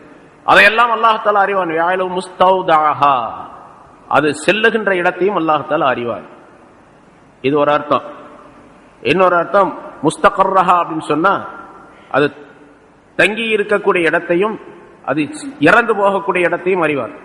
இன்னொரு கருத்தின்படி தங்கி இருக்கக்கூடிய இடம் அப்படின்னு சொன்னா ஒரு மனிதன் அதனுடைய கர்ப்பம், ஒவ்வொரு பொருளும் அது உற்பத்தி ஆவதற்கு ஒன்று கர்ப்பத்திலே அது உருவாகி அது பெண்ணின் வழியாக, பெண் உயிரினத்தின் வழியாக அது வெளியாகும் இல்லையா? மனிதன் எப்படி பிறக்கின்றானோ அதே போன்று பல மிருகங்கள் கர்ப்பத்திலே அந்த குட்டியை தாங்கி இருந்து பிறகு வெளியாக்குகின்றன. சில பிராணிகளை பார்க்கிறோம், முட்டை போடும், அந்த முட்டையை அடை காக்கும். அடை காத்த பின்னால் அதிலிருந்து குட்டிகள் எல்லாம், குஞ்சுகள் எல்லாம் வெளியாகும். கோழியை பார்க்கிறோம், வாத்து பார்க்கிறோம். இதே மாதிரி முதலை இருக்குது, முதலை முட்டையை போட்டு முட்டையிலிருந்து குஞ்சு பொரிக்கும். அது ஒரு அதிசயமான பிராணி, அதிசயமான ஒரு குஞ்சு பொரிக்கக்கூடிய அமைப்பு இருக்கின்றதே. முதலை குட்டி போடக்கூடிய அமைப்பு ரொம்ப அற்புதமான அமைப்பு. அல்லாஹ் தஆலாவுடைய மிகப்பெரிய குதிரத்து. அதாவது முட்டையை கடல் ஓரத்துல அல்லது ஆற்று கரைகளில முட்டையிடும். அந்த முட்டையை இந்த கரையிலிருந்து அப்படி பார்த்துக்கிட்டே இருக்குமா, பார்த்துக்கிட்டே இருக்கும். அந்த முதலையுடைய பார்வை, இப்ப கோழி குஞ்சு பொறிக்கிறதா இருந்தா அடக்காக்கணும். அந்த முட்டையை வச்சா 21 நாள் அந்த முட்டையின் மீது அந்த கோழி அமர்ந்திருந்தால் அந்த சூட்ல சில நேரங்களில் வெளியே போக அப்புறம் வந்து படுத்துக்கும் பார்க்கிறோம். 21 நாள் கழிச்சோன்னா அந்த முட்டையிலிருந்து குஞ்சுகள் வெளிப்படும். முதல்ல இருக்குதே அது முட்டையை போட்டுரும். அந்த முட்டை அங்க இருக்க ஒரு இடத்துல இருக்கும். இந்த ஆண் முதலை என்ன பண்ணும், பெண் முதலை முட்டையிடும். அது ஒரு பொதும்புல ஒரு குழ மாதிரி இருக்கும், ஒரு அதுல அந்த ஓரத்திலேயே ஒரு இது மாதிரி செஞ்சிடும், அதுல உள்ள இருக்கும். ஆண் முதல்ல அதை பார்த்துக்கிட்டே இருக்கும், பக்கத்துல இருக்கும். தூரத்துல இருந்து தான் பார்க்கும், பக்கத்துலன்னா ரொம்ப பக்கத்துல இல்ல, அது கிட்ட போய் படுத்துக்கிறதல்ல, இங்க இருந்தே பார்த்துக்கிட்டே இருக்கு. முதலையுடைய பார்வையே அந்த குறிப்பிட்ட நாள் 20 நாளோ 15 நாளோ 18 நாளோ அதுக்கு ஒரு டைம் இருக்கு. அந்த நாள் முடிஞ்ச உடனேயே இந்த பார்வையினுடைய சூட்டுனாலே அது வெடிச்சு குஞ்சு வரும். அதுல இருந்து முதலையுடைய குஞ்சு வரும். முஸ்தௌதாஹா, அது எங்க போய் இருக்குது அப்படிங்கறதுல அல்லாஹ் தஆலா அறிவார் என்பதாக சொல்லப்படும். முஸ்தகர்ரஹா அப்படின்னு சொன்னா தங்குமிடம் அப்படின்னு சொன்னா இன்னொரு கருத்து. இது மூன்றாவது கருத்து. தங்குமிடம் ஒவ்வொரு மனிதனுக்கும் ஆகிரத்துல 2 இடத்துல ஒண்ணு நிச்சயம். 2 இடத்துல ஒண்ணு நிச்சயம். ஒன்னு ஜன்னத்து, இன்னொன்னு தோசக். ஒன்று சொர்க்கம், இன்னொன்று நரகம். 2 இடத்துல ஏதாச்சும் ஒரு இடத்துக்கு போய்தான் ஆகணும். ஆக ஒவ்வொரு உயிரினமும் அல்லது ஒவ்வொரு மனிதனும் இந்த 2 வீட்டுல எந்த வீட்டுக்கு போவான் அப்படிங்கறத அல்லாஹ் தஆலா தெரிஞ்சிருக்கிறான். அதே மாதிரி முஸ்தௌதாபின்னு சொன்னா அவன் இருந்து கொண்டிருக்கக்கூடிய இடம், அதாவது அவனுடைய கபருங்கிற அர்த்தம். முஸ்தௌதா அப்படின்னு சொன்னா கபரு என்ற அர்த்தம் செய்யப்பட்டிருக்கு. அவன் கபருல இருக்கக்கூடிய நிலையை பற்றியும் அல்லாஹ் தஆலா அறிந்திருக்கிறான். அப்ப கபருல இருக்கிறதையும் தெரிஞ்சிருக்கிறான், கபருக்கு பின்னால் உள்ள வாழ்க்கையில் அவன் எங்க போய் சேருவான் என்பதையும் அல்லாஹ் தஆலா அறிந்திருக்கின்றான் என்பதாக இப்படி பல கருத்துக்கள் சொல்லப்பட்டு இருக்கின்றது. சரி, இங்க அல்லாஹ் தஆலா எல்லாவற்றையும் அறிந்திருக்கின்றான், புரிந்திருக்கின்றான், தெரிந்திருக்கின்றான், விளங்கி இருக்கின்றான். அவனுடைய அறிவை விட்டும் எதுவுமே மறையாது. அது முன்னால் நிறைய சொல்லியிருக்கிறோம். அது அந்த கருத்தை அல்லாஹ் தஆலா இதில் சொல்லுகின்றான். சரி, அல்லாஹ் அறிஞ்சிருக்கிறான் அப்படிங்கிற அந்த விஷயம் இருக்குது பாருங்க, அது அவனுடைய அறிவில இருக்குது. இருந்தாலும் எல்லாவற்றையும் எழுதியும் வச்சிருக்கிறோம். குல்லுன் ஃபீ கிதாபி முபீன், ஒவ்வொன்றும் அந்த கிதாபிலே இருக்கின்றது, தெளிவான அந்த கிதாபிலே இருக்கின்றது. தெளிவான கிதாப்னா லௌஹுல் மஹ்ஃபூஸ். லௌஹுல் மஹ்ஃபூஸ் என்ற பலகையிலே ஒவ்வொன்றும் இருக்கின்றது. எல்லா விஷயமும் அதில் அல்லாஹ் தஆலா எழுதி வச்சிருக்கிறார் என்பதாக பொருளாகும். சரி, இது இந்த கருத்து முன்னால நிறைய வந்திருக்கு. வஹுவல்லதீ ஹலகஸ் ஸமாவாத்தி வல் அர்த ஃபீ 6 அய்யாம், அவன்தான் இந்த வானங்களையும் பூமியையும் 6 நாள்களிலே படைத்தான். வானங்களையும் பூமியையும் 6 நாள்களே. இதனுடைய கருத்து முன்னால் நிறைய பல இடங்களில் வந்திருக்கு, சொல்லியிருக்கோம். 6 நாள் அப்படிங்கிறது இந்த நாளையும் வச்சுக்கலாம். 24 மணி நேரம் கொண்ட ஒரு நாள் இருக்கு பாருங்க, இது மாதிரி 6 நாள். ஞாயிற்றுக்கிழமை ஆரம்பம், வெள்ளிக்கிழமை முடிவு. 6 நாள். ஞாயிறு, திங்கள், செவ்வாய், புதன், வியாழன், வெள்ளி 6 நாள்ல இந்த வானங்கள் பூமி எல்லாம் படைச்சோம். அதுல வேறொரு ஹதீஸ்ல வந்திருக்க கருத்தின்படி அல்லாஹ் தஆலா வானத்தையும் வானங்களையும் வானங்களில் இருக்கக்கூடிய பொருளையும் 2 நாள்ல படைச்சான். பூமியையும் வானங்களை 2 நாள்ல படைச்சான், பூமியை 2 நாள்ல படைச்சான். இந்த வானங்கள் பூமியில் இருக்கக்கூடிய பொருள்கள் எல்லாத்தையும் சேர்த்து 2 நாள்ல படைச்சான் என்று கருத்து சொல்லப்பட்டு இருக்கின்றது. இதனுடைய உட்கருத்து, அதனுடைய ரகசியம் நமக்கு விளங்காது. அல்லாஹ் தஆலா குர்ஆன்ல சொன்னால் குன் ஃபயகூன். அல்லாஹ் தஆலா குன் என்று சொன்னால் ஆகிவிடு என்று சொன்னால் ஃபயகூன், அது ஆகிவிடும். உருவாகு என்று சொன்னால் உருவாகிவிடும். 6 நாள் எதுக்கப்பா? 6 நாள் எதுக்கு தேவை அப்படின்னு சொன்னா ஒரே ஒரு கருத்து சொல்லப்பட்டு இருக்கின்றது. மனிதர்களுடைய படிப்பினைக்காக வேண்டி, மனிதர்கள் எந்த வேலையை செஞ்சாலும் அவசரப்படக்கூடாது, நிதானமாக செய்ய வேண்டும் என்பதற்காக வேண்டி அல்லாஹ் தஆலா 6 நாள் என்று சொல்லுகின்றான் என்று விளக்கப்பட்டிருக்கின்றது. அல்லது அல்லாஹ் தஆலாவுக்கு தான் தெரியும் அந்த ரகசியம் 6 நாள்ல ஏன் படைச்சான் அப்படிங்கிறது. சரி, இந்த 6 நாள் அப்படிங்கிறது உலகத்தினுடைய நாளா ஆகிரத்துடைய நாளா? ஆகிரத்திலே நாள்களை பற்றி அல்லாஹ் தஆலா சொல்லும் பொழுது கல்ஃபி சனா, 1000 வருஷங்களை போன்றது. ஒரு நாள் 1000 வருஷங்களை போன்றது என்று அல்லாஹ் சொல்லுகிறார். அங்க உள்ள ஒரு நாள் உலகத்தினுடைய 1000 வருஷம். அப்ப ஆகிரத்துடைய 6 நாள் அப்படின்னு சொல்லிட்டு 6000 வருஷம் அர்த்தம். இன்னொரு ஆயத்துல 50 அல்ஃப சனான்னு சொல்றான். ஒரு நாள் என்பது 50,000 வருஷத்துக்கு சமமானது. உலகத்துல 50,000 வருஷத்துக்கு சமமானது அங்க உள்ள ஒரு நாள். அப்ப ஆகிரத்துடைய 6 நாள் அப்படின்னு வச்சுக்கிட்டா 3 லட்சம் வருஷம் ஆச்சு. அப்படி ஒரு கருத்து. சரி, 3 லட்சம் வருஷம் எதுக்கு தேவை அப்படிங்கிறதுக்கு முதல்ல விளக்கம் சொன்னாதான், அதே விளக்கம் தான். என்னுடைய ஹகீகத் உண்மையான நிலை அல்லாஹ்வை தவிர வேற யாருக்கும் தெரியாது. அந்த 6 நாள் அப்படிங்கிறது நமக்கு சில ஞானவான்களுடைய முஃபஸ்ஸிரின்களுடைய கருத்தின்படி விளக்கம் சொல்லப்பட்டிருக்கு, அவ்வளவுதான். அதை நம்பிக்க வேண்டியது. அதுல வேறு விதமான கருத்துக்களோ அல்லது எண்ணமோ கொள்ளக்கூடாது. அல்லாஹ் தஆலா ஏன் இப்படி செஞ்சான் அப்படி செஞ்சான்னு சொல்லிட்டு குதர்க்கமான கேள்விகள் எண்ணங்கள்லாம் வந்துடக்கூடாது, ஈமானுக்கு பாதகமாயிடும். அதே போன்று சித்தத்த ஐயாம் ஃபீ சித்தத்தி ஐயாம் 6 நாள்கள் அப்படிங்கிறதுல 6 கால அளவு அப்படின்னு அர்த்தம் என்று சொல்லப்பட்டு இருக்கின்றது. 6 கால அளவு. வானங்களையும் பூமியும் ஒஹுவல்லதி, அவன் எப்படிப்பட்டவன் என்றால் ஹலக்கஸ் சமாவாத்தி வல்லர்ந்த, வானங்களையும் பூமியையும் படைத்தான். ஃபீ சித்தத்தி ஐயாம் 6 காலகட்டத்திலே படைத்தான். ஒரு காலகட்டம் அப்படிங்கிறது ஒரு காலகட்டம். நம்ம சொல்றோமா, சாதாரணமா சொல்றோமா, ஒரு காலகட்டம் இருந்துச்சுங்க அப்படின்னு சொன்னா போன ஒரு 100 வருஷத்துக்கு முன்னால, அதுக்கு முன்னால ஒரு காலகட்டம் இருந்துச்சுங்க அப்படின்னு சொன்னா அதுக்கு ஒரு 200-300 வருஷத்துக்கு முன்னால, அது மாதிரி ஒரு காலகட்டம். 6 காலகட்டம் அப்படின்னு சொன்னா ஒரு காலத்தினுடைய அந்த கட்டம், அந்த அமைப்பு எவ்வளவு, அது பல கோடி வருஷம் இருக்கலாம். அப்ப 6 காலகட்டங்களிலே அதனை படைத்தான் என்பதாக பொருளாகும். ஏன் படைச்சான் அப்படின்னா கேள்வி வரக்கூடாது, அதான் சொல்லிட்டோம். எதுக்காக வேண்டி அப்படி படைச்சான் அப்படின்னு சொன்னா ஒரே பதில் தான், அல்லாஹ் தஆலா மனிதனுக்கு கற்றுக் கொடுப்பதற்காக வேண்டி அப்படின்னு சொல்லலாம். அவருடைய ரகசியம் அல்லாஹ் தவிர வேற யாருக்கும் தெரியாது. ரசூலுல்லாஹி ஸல்லல்லாஹு அலைஹி வஸல்லம் அடுத்து சொல்லுகின்றார்கள், அல்லாஹ் சொல்லுகிறான், வகான அர்ஷுஹு அலல் மா, அவனுடைய அர்ஷ் தண்ணீரின் மீது இருந்தது. 6 நாள்களிலே படைத்தான், அவனுடைய அர்ஷ் தண்ணீரின் மீது இருந்தது. அந்த படைப்பதற்கு முன்னாலே அப்படின்னு அர்த்தம். வானங்களை பூமியை படைப்பதற்கு முன்னதாக அர்ஷ் தண்ணீரின் மீது இருந்தது அப்படின்னு அல்லாஹ் தஆலா சொல்றான். இங்க தண்ணீரின் மீது இருந்தது அப்படிங்கிற கருத்து அதே மாதிரி தான். தண்ணீரின் மீது இருந்ததுன்னு சொன்னா அர்ஷுங்கிறது பிரம்மாண்டமானது. எவ்வளவு பிரம்மாண்டமானது, மனிதனுடைய அறிவுக்கு அப்பாற்பட்ட பிரம்மாண்டமானது. இந்த வானங்கள் பூமி, இந்த வானங்கள் சொன்னா இங்க நமக்கு தெரியக்கூடிய இந்த நீல நிறமா தெரியக்கூடிய பொருள் மட்டும் வானம் அல்ல. அது வானமா இல்லையா அப்படிங்கறது சந்தேகம் இருக்குது. ஒரு மனிதன் ஒரு மணிக்கு 1,00,000 கிலோமீட்டர் வேகத்துல போகக்கூடிய ஒரு ராக்கெட்ல ஏறி பறக்கிறான். பல ஆண்டுகள், நூற்றுக்கணக்கான ஆண்டுகள் பறந்து போனாலும் கூட மேல போக போக இந்த நீல நிறம் அப்படியே தான் தெரியும். இதே மாதிரி வானம் தெரியும். நீங்க பிளைட்ல விமானத்துல போகும்போது பார்த்திருக்கலாம், ஹஜ்ஜுக்கு போனவங்க மற்ற நாடுகளுக்கு போனவங்க பார்த்திருக்கலாம். கிட்டத்தட்ட ஒரு 30,000 அடி 35,000 அடி 40,000 அடி 50,000 அடி உயரத்துல போகுது பிளைட். மேல போகும்போது நல்ல சூரிய ஒளி இருக்கக்கூடிய அந்த நேரத்துல, அதாவது மேகமூட்டம் இருக்கக்கூடாது, அந்த மாதிரி நேரத்தில் நீங்க பாத்தீங்கன்னு சொன்னா மேல எப்படி நீல நிறமா இப்ப இங்கிருந்து பார்த்தா தெரியுதோ அது மாதிரி பிளைட்ல கீழே பாத்தீங்கன்னா நீல நிறமா தெரியும். அதே மாதிரி வானம் மாதிரியே தெரியும் கீழே. இங்க எப்படி மேல வானம் தெரியும் அது மாதிரி கீழே வானம் தெரியும். அப்ப என்ன அர்த்தம், உயரமா தூரத்தில் அங்கிருந்து தூரமா போக போக அந்த நீல நிறம் இருக்கும் அப்படிங்கிற கருத்து. பூமி தெரியாது, பிளைட்ல போகும்போது பூமி தெரியாது, கட்டடங்கள் தெரியாது. கொஞ்சம் கீழே போனா தான் தெரியும். 2,000-3,000 அடிக்கு உயரத்துல போனா தான் தெரியும். 30,000 அடி 35,000 அடி உயரத்துல போகும்போது ஒன்னும் தெரியாது. பூராமே ரவுண்ட் எல்லாமே நீல நிறமா தான் தெரியும், வானமா தான் தெரியும். மேக கூட்டங்கள் தெரியும், அவ்வளவுதான். இது சும்மா கொஞ்சம் தூரம் ஒரு 30,000 அடி 40,000 அடி உயரத்துல போகும்பொழுது 30,000 மைல் 40,000 மைல் போயிட்டா அப்படி இருக்கும். அப்புறம்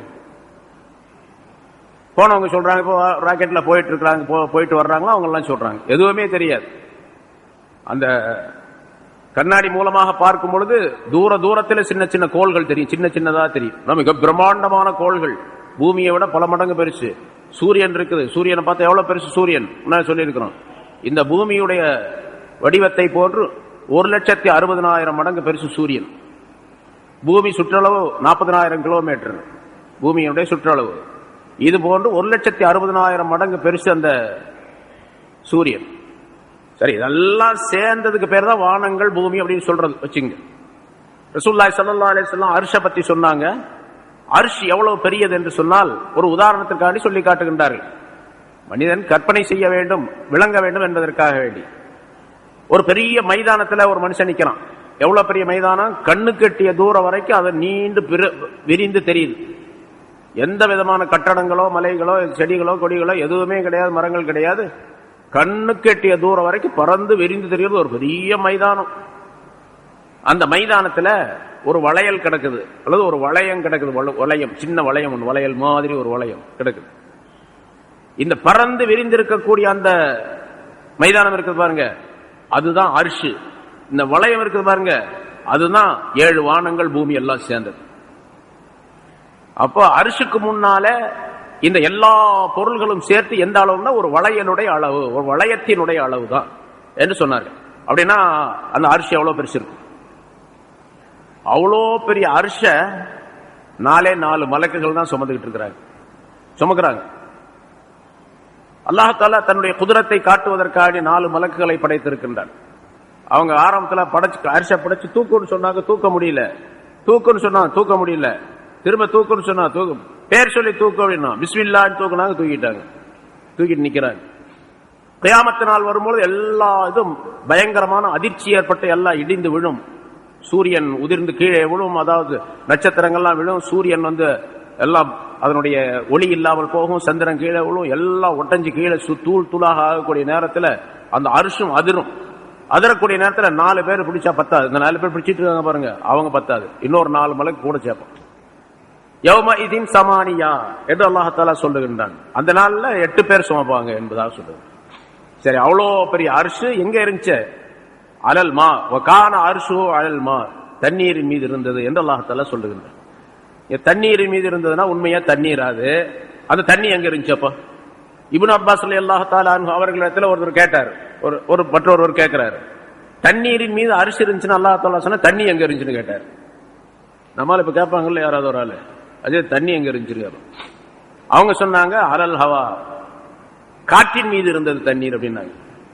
அவங்க என்ன வழங்கினாங்க, இவர் என்ன வழங்கினாரோ தெரியாது, போயிட்டாரு, அவ்வளவுதான். கேள்வி கேட்டா பதில் சொன்னாங்க, தண்ணீர் காற்றின் மீது இருந்தது அப்படின்னு சொன்னாங்க.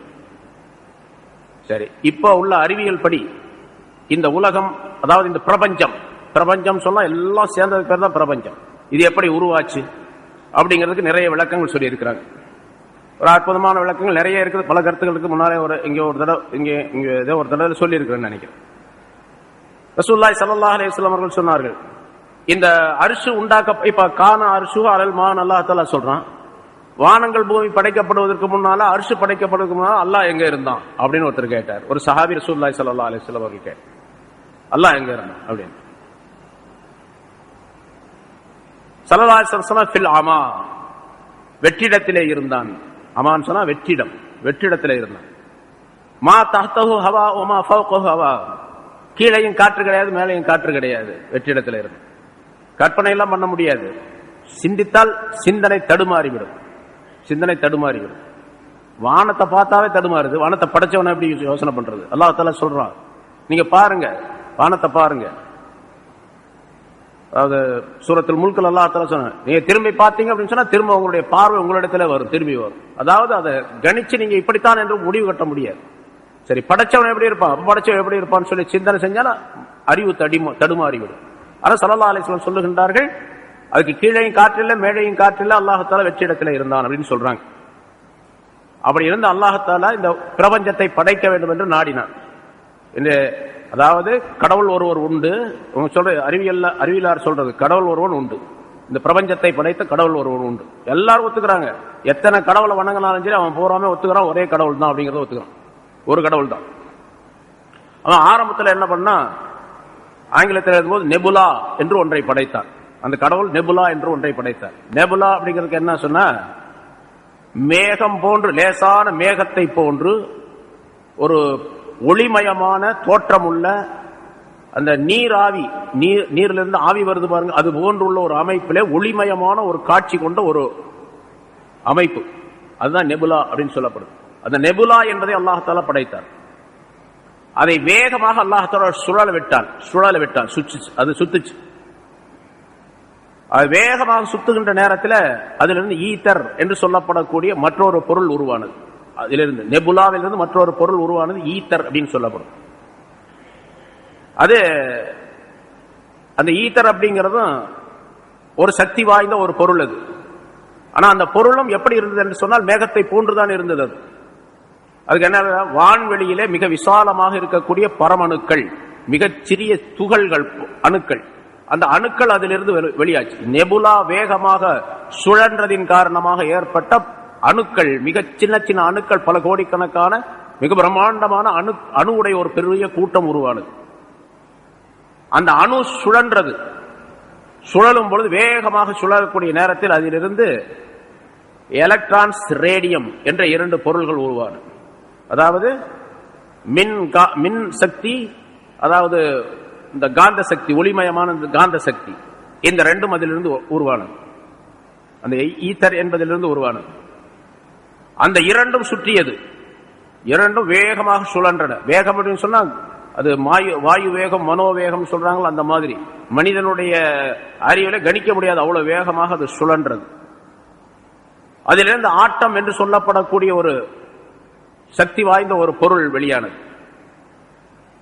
அந்த பொருளில் இருந்து அது வேகமாக சுழல சுழல எல்லாம் ஒரே நேரத்தில் நடக்குது. அது சுழன்றது, இது வருது, இது வருது, இது வருது, இப்படி வந்துகிட்டே இருந்துச்சு.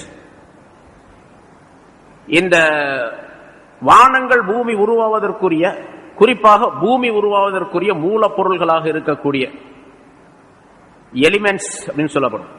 எலிமெண்டரி அப்படின்னு சொன்னா ஆரம்பம் அப்படின்னு சொல்றோமா இல்லையா, எலிமெண்டரி ஸ்கூல் அப்படின்னு சொல்லி அது மாதிரி எலிமெண்ட், அதனுடைய மூல பொருள்கள் உண்டான, அதாவது நீர், நெருப்பு, காற்று, ஆகாயம் என்று சொல்லப்படக்கூடிய இவையெல்லாம் பூரா உருவாச்சு. அந்த உருவானதில் இருந்து சூரியன் உருவாச்சு. நீர், நெருப்பு, காற்று எல்லாம் உருவாச்சோன்னா அது ஒரு பெரிய கோலமாக ஆச்சு. அந்த கோலம் மிக பிரம்மாண்டமான கோலம், அதிலிருந்து சூரியன் உருவாச்சு. இப்படிங்கிறது சூரியன் வரைக்கும் சொல்றாங்க. அதுக்கு பிறகு சூரியன் அப்படியே சுழன்று கொண்டே இருந்தது ஒரே இடத்திலிருந்து. ஒரு காலகட்டத்தில் அந்த சூரியனிலிருந்து ஒரு துண்டு பிச்சு கொண்டு தனியா வந்துருச்சு. அதுதான் பூமி. எவ்வளவு நாள் ஆச்சு? இப்ப அறிவியலார் கணக்குப்படி 450 கோடி வருஷம் ஆச்சு. சூரியனிலிருந்து தனியாக கழன்று வந்த ஒரு சின்ன துண்டு தான் இந்த பூமி. இது போன்ற பல துண்டுகள் பிரிந்து சென்றன, அவையெல்லாம் அங்கங்கே தங்கிவிட்டன. அதுக்கெல்லாம் தனித்தனி பேர் கொடுத்துருக்கிறார். செவ்வாய் சொல்றோம், புதன் சொல்றோம், வியாழன் சொல்றோம், நெப்டியூன், புளூட்டோ அப்படிலாம் சொல்றாங்க மாதிரி இதெல்லாம் சூரியனிலிருந்து பிரிஞ்சு போகும். ஆனா இந்த பூமியும் அதிலிருந்து வந்ததுதான். இதை அல்லாஹ் தஆலா குர்ஆன்ல சொல்லும் பொழுது கானத்தா ரத்கன் ஃபஃபதக்னாஹுமா, இந்த வானம் பூமி ரெண்டுமே கானத்தா, அந்த இரண்டும் இருந்தது, ரெண்டும் ஒன்றாக இருந்தன. ரெண்டு பொருளும் ஒன்றாக, வானம் பூமியும் ஒன்றாக இருந்தன. ஃபஃபதக்னாஹுமா, நாம் தான் அதை பிளந்து எடுத்தோம் என்று அல்லாஹ் தஆலா சொல்றோம். இந்த அறிவியலாளர் சொல்லுகின்றார்கள், அதாவது சூரியனோடு ஒட்டி கொண்டிருந்தது இந்த பூமி, அதிலிருந்து தனியாக பிரிந்து வந்தது. தனியாக பிரிந்து வந்ததை ரொம்ப காலம், ஒரு 450 கோடி ஆண்டுகள் ஆகிவிட்ட காரணத்தால் சூரியனுடைய அந்த நெருப்பு கோலங்கள் எல்லாம், நெருப்பெல்லாம் அது இல்லாமலாகி குளிர்ந்து மண் தரையாக இது மாறிவிட்டது அப்படின்னு சொல்றான். இது அறிவியல் சம்பந்தப்பட்ட சொல்றது. ஆனா அல்லாஹ் தஆலா பூமியை படைச்சா, வானத்தை படைச்சான், தனித்தனியா தான் அல்லாஹ் தஆலா சொல்லியிருக்கிறான். இங்க ரெண்டும் ஒன்றாக இருந்தது அப்படிங்கிற கருத்து, இந்த கருத்தும் சொல்லப்படுகின்றது. இப்னு அப்பாஸ் ரலியல்லாஹு தஆலா அன்ஹு அவர்களிடத்தில் கேட்கப்பட்டது, கானத்தா ரத்கன் ஃபஃபதக்னாஹுமா அப்படின்னு சொன்னா என்ன அர்த்தம், என்ன விளக்கம் கேட்கப்பட்டது. ரெண்டு ஒன்னா இருந்துச்சு, அதை நாம் தான் பிளந்தோம் என்று அல்லாஹ் தஆலா சொல்லுகின்றானே, அதனுடைய விளக்கம் என்ன அப்படின்னு கேட்டா, வானத்தை போன்றுதான் பூமியும் இருந்தது. வானத்துல எந்த பொருளும் விளையாது, மரம், செடி, கொடிகள்லாம் அங்க கிடையாது வானத்துல, அதுல இருந்து பொருள் விளையாது. அதே போலதான் பூமியும் இருந்துச்சு. நாம் பிளந்தோம் என்று சொன்னால் இந்த பூமியை பிளக்க செய்து அதற்குள்ளே விதைகளை உண்டாக்கி, அந்த விதைகளின் மூலமாக மரம், செடி, கொடிகளை எல்லாம், தாவரங்களை எல்லாம் அல்லாஹ் தஆலா வெளிப்படுத்தினான் என்பதற்கு விளக்கம் சொல்லுகின்றார்கள் இப்னு அப்பாஸ் ரலியல்லாஹு தஆலா அவர்கள். ஆக இந்த அறிவியல் சம்பந்தப்பட்ட என்ன விளக்கம் சொல்லப்படுகின்றதோ அந்த விளக்கமும் மார்க்கத்திலே பொருத்தமானது அப்படிங்கிறதுக்கான ஒரு சின்ன உதாரணம். இது முழுமையாக விளக்கணும் அப்படின்னு சொன்னா ரொம்ப நீண்ட நேரமாகும். அதனால சுருக்கமாக இப்படி விளங்கணும். சரி, இப்ப இந்த வேகமாக சுழன்றுவது பூமி இருக்குது, பூமியும் வேகமாக சுழன்று கொண்டு இருக்கின்றது. எவ்வளவு வேகமாக சொல்றது சொல்லி இருக்கிற, சூரியனுடைய அந்த வட்டத்திலே, அதாவது சூரியனை சுற்றி வரக்கூடிய நேரத்திலே இந்த பூமியாகிறது ஒரு மணி நேரத்திற்கு 1,07,000 கிலோமீட்டர் வேகத்தில் போகுது. 1,07,000 கிலோமீட்டர். தன்னைத்தானே பூமி சுற்றி கொள்வது ஒரு மணிக்கு 1000 கிலோமீட்டர் வேகத்தில், ஒரு மணிக்கு 1000 மைலுடைய 1600 கிலோமீட்டருடைய வேகத்தில் போகுது. சூரியனுடைய பாதையில ஒரு மணிக்கு 1,07,000 கிலோமீட்டர் வேகத்துல போகுது. இப்போ பூமியை விட்டு கொஞ்சம் தூரத்துல போய் இறங்கி வச்சுருங்க, ஒரு 500 மைலுக்கு அப்பா, 500 கிலோமீட்டருக்கு அப்பால போய் நின்றுகிட்டு பூமியை பாக்குறீங்க, அல்லது மேல உயரத்துல போயிட்டா பூமியை பாக்குறீங்கன்னு வச்சுங்க. பூமியை பார்த்தா எப்படி தெரியும்? ரொம்ப வேகமா தானும் சுத்தம், வேகமா சுத்திட்டு வரும். எவ்வளவு வேகம்? 1,00,000 கிலோமீட்டர், 1,07,000 கிலோமீட்டர்னா எப்படி தெரியும்? அது தூரத்துல இருந்து பார்த்தா. இன்னைக்கு ராக்கெட்ல போனவங்க சொல்றாங்க அவ்வளவு வேகமா அது பறந்து போயிட்டு இருக்குது. பறந்து போகக்கூடிய அந்த பூமி மேலதான் நம்ம உட்கார்ந்து இருக்கிறோம். இந்த கட்டடங்கள்லாம் இருக்குது, பெரும் பெரும் கட்டடங்கள்லாம் இருக்குது, எல்லாம் பறந்து போயிட்டு. அப்படி வேகமாக 1,07,000 கிலோமீட்டர் வேகத்தில் பறப்பதின் காரணமாகத்தான் நீர்நிலைகள் எல்லாம் நிலைத்திருக்கின்றன. கடல் தண்ணியில் அப்படி நிலைச்சிருக்கு. ஏன்னா கடல் வந்து தரையோட மேடா இருக்குது. மேட்டு தண்ணி கீழே வரணுமா இல்லையா? ஏன் வரல? ஒரு டப்பாவில் ஒரு பாத்திரத்தில் தண்ணியை நிறைய ஊத்தி இப்படி சுத்தி பாருங்க, அல்லது இப்படி சுத்தி பாருங்க, இந்த ராட்டினம் சுத்துற மாதிரி சுத்தி பாருங்க. நடுவுல பள்ளம் இருக்கும், சுத்தி தண்ணி போல மேடா இருக்கு இல்லையா? எல்லாத்துக்கும் தெரிஞ்சது தானே. நடுவுல தண்ணி பள்ளமா இருக்கும், சுத்தி மேடு இருக்கும். மேட்டில் இருக்கக்கூடிய தண்ணி பள்ளத்துக்கு ஏன் போகல? சுத்துறதுனால போகல. நிறுத்தினீங்க, அந்த தண்ணி சமமாயி போயிடும். இது போலதான் அல்லாஹ் இந்த பூமியை சுத்த விட்டுருக்கணும். சுத்திக்கிட்டு இருக்குது. 1,07,000 கிலோமீட்டர் வேகத்துல சுத்திட்டு இருக்கு. அப்ப சுத்தும் போது நீங்க தூரத்தில் நின்று பாத்தீங்கன்னு சொன்னா எல்லாம் மலைகள்லாம் ஓடும், கட்டடங்கள்லாம் ஓடும், மனுஷன்லாம் ஓடும், எல்லாம் ஓடுற மாதிரி தெரியும். இங்கிருந்து பாரு, அங்கிருந்து ஒரு 500 கிலோமீட்டருக்கு அந்த பக்கம் இருந்து பாத்தீங்கன்னு சொன்னா எல்லாம் ஓடும். 1,07,000 கிலோமீட்டர் வேகத்துல அப்படி பறந்துகிட்டு இருக்கு எல்லாம். அல்லாஹ் தஆலா ஒரு இடத்துல சொல்றான், தரல் ஜிபால ஜாமிதா, இந்த மலைகளை எல்லாம் நபியே நீர் அப்படியே இருப்பதாக பார்க்கின்றீர், உறைந்ததாக ஒரு இடத்துல இருப்பதாக நீர் காணுகின்றீர். வஹிய தமுர்ரு மர்ர ஸஹாப், அந்த மலைகள் எல்லாம் மேகங்கள் நடந்து போவதை போன்று போய்கொண்டு இருக்கின்றன என்று அல்லாஹ் தஆலா சொல்றான். அதுதான் கொஞ்சம் தூரத்துல போய் பாத்தீங்கன்னா, நம்ம இங்க பூமியிலேயே இருந்து நம்ம ஒரு மலையை பார்க்கிறோம், மலை அங்கேயே இருக்கிற மாதிரி தெரியுது. பூமியை விட்டு அப்பால் போய் 500 கிலோமீட்டருக்கு அப்பால் போய் நின்று பார்த்தீங்க அப்படின்னு சொன்னா அந்த பூமி பறந்து போயிட்டு இருக்கிறத பார்ப்பீங்க. வஹிய தமுர்ரு மர்ர ஸஹாப் வதரல் ஜிபால ஜாமிதத்தன் வஹிய தமுர்ரு மர்ர ஸஹாப். அல்லாஹ் தஆலா இந்த வானம் பூமியில் எவ்வளவு அதிசயங்கள் இருக்கிறது கொஞ்சம் ஒரு துளி அளவு மனுஷன் தெரிஞ்சுக்கிட்டுங்கிறதுக்காண்டி சில அறிவை அல்லாஹ் தஆலா மனிதனுக்கு கொடுத்திருக்கா. அந்த அறிவின் மூலமாக இவையெல்லாம் சுற்றி பார்க்கக்கூடிய சூழ்நிலை மனிதன் உருவாக்கி கொண்டான். இப்போ போறான், சந்திரனுக்கு போனா, அதுக்கு பின்னால போனா, வேளனுக்கு ராக்கெட் அனுப்பினா, எல்லாம் போனான், போய் பார்த்துட்டு வர. சனுரீஹிம் ஆயாத்தினா ஃபில் ஆஃபாகி, விரைவிலேயே நம்முடைய ஆயத்துக்களை, நம்முடைய அற்புதங்களை இந்த வான்வெளிகளிலே நாம் காட்டுவோம் என்று அல்லாஹ் தஆலா சொல்லுகின்றான் குர்ஆன்ல. நாம் காட்டுவோம். அந்த அற்புதங்கள் அங்கே நடந்து கொண்டு இருக்கின்றன, நாம் பார்க்கிறோம். எப்படி நிறைய குர்ஆன்ல மனிதன் கண்டுபிடிக்கக்கூடிய எல்லா அறிவியலும் விஞ்ஞானமும் குர்ஆனுக்குள்ள உள்ளதுதான். ஆனா கண்டுபிடிச்ச பிறகுதான் இது தெரியுமே தவிர அதுக்கு முன்னால இதை வச்சுக்கிட்டு சொல்ல முடியாது. கண்டுபிடிச்ச பின்னால இந்த ஆயத்து இதுக்கு தோதுவா இருக்குது, இந்த ஆயத்தின் மூலமாகத்தான் அது தெரியப்படுத்தப்பட்டிருக்கின்றது, விளங்கிக் கொள்ள முடிகின்றது என்பதாக நினைக்கக்கூடிய சூழ்நிலை. கண்டுபிடிக்கிறதுக்கு முன்னால் அது தெரியறது கஷ்டம். அது மாதிரி ஏராளமான விஷயங்கள் இருக்கின்றன, நிறைய இருக்கின்றன. இப்ப எல்லாம் ரசூலுல்லாஹி ஸல்லல்லாஹு அலைஹி வஸல்லம் கையில வந்து கல்லு வச்சிருந்தாங்க, கல் பேசுச்சு, உடும்பு பேசு, அது பேசு, இது பேசு எல்லாம் சொல்றோம் ரசூலுல்லாஹி ஸல்லல்லாஹு அலைஹி வஸல்லம். இப்ப எல்லாம் பேசுது, ஆனா ஒரு கருவியின் மூலமாக பேசுது. அது முஅஜிஸா அல்லாஹ் தஆலா காட்டினா. ஆனா இப்ப பேசுறது எப்படி இருக்குது? ஒரு கருவியின் மூலமாக அந்த பேசுதலை உண்டாக்குறோம். அப்படின்னு என்ன கியாமத் நாள் வரும்பொழுது மரமெல்லாம் பேசும். கியாமத் நாள்ல எல்லா, அதாவது முஸ்லிம்கள் எல்லாமே உலகம் முழுவதும் இஸ்லாத்தினுடைய ஆட்சி நடைபெறும், முஸ்லிம்கள் எல்லாம் இருப்பாங்க. அப்ப யார் இஸ்லாத்துக்கு எதிராக இருக்குன்னா அவர்களை எல்லாம் இஸ்லாத்துக்கு வரவில்லை என்று சொன்னால் எல்லாத்தையும் கொலை செய்யக்கூடிய சூழ்நிலை ஏற்படும். குறிப்பாக யூதர்கள், கிறிஸ்தவர்கள் எல்லாம், அவர்கள் குறிப்பாக யூதர்களை கொலை செய்வார்கள். எல்லா அந்த யூதர்கள் எல்லாம் போய் ஓடி ஒளிந்து கொள்வார்கள் காடுகளிலே, மரங்களுக்கு பின்னாலே, கட்டடங்களுக்கு பின்னாலே. எல்லா மரங்களும் பேசும். அந்த நேரத்தில் எல்லா மரங்களும் பேசும். முஸ்லிமே, எனக்கு பின்னால ஒரு யூதன் மறைஞ்சிருக்கலாம், அவனை வந்து அடி வெட்டு அப்படின்னு சொல்லி எல்லா மரமும் பேசும்.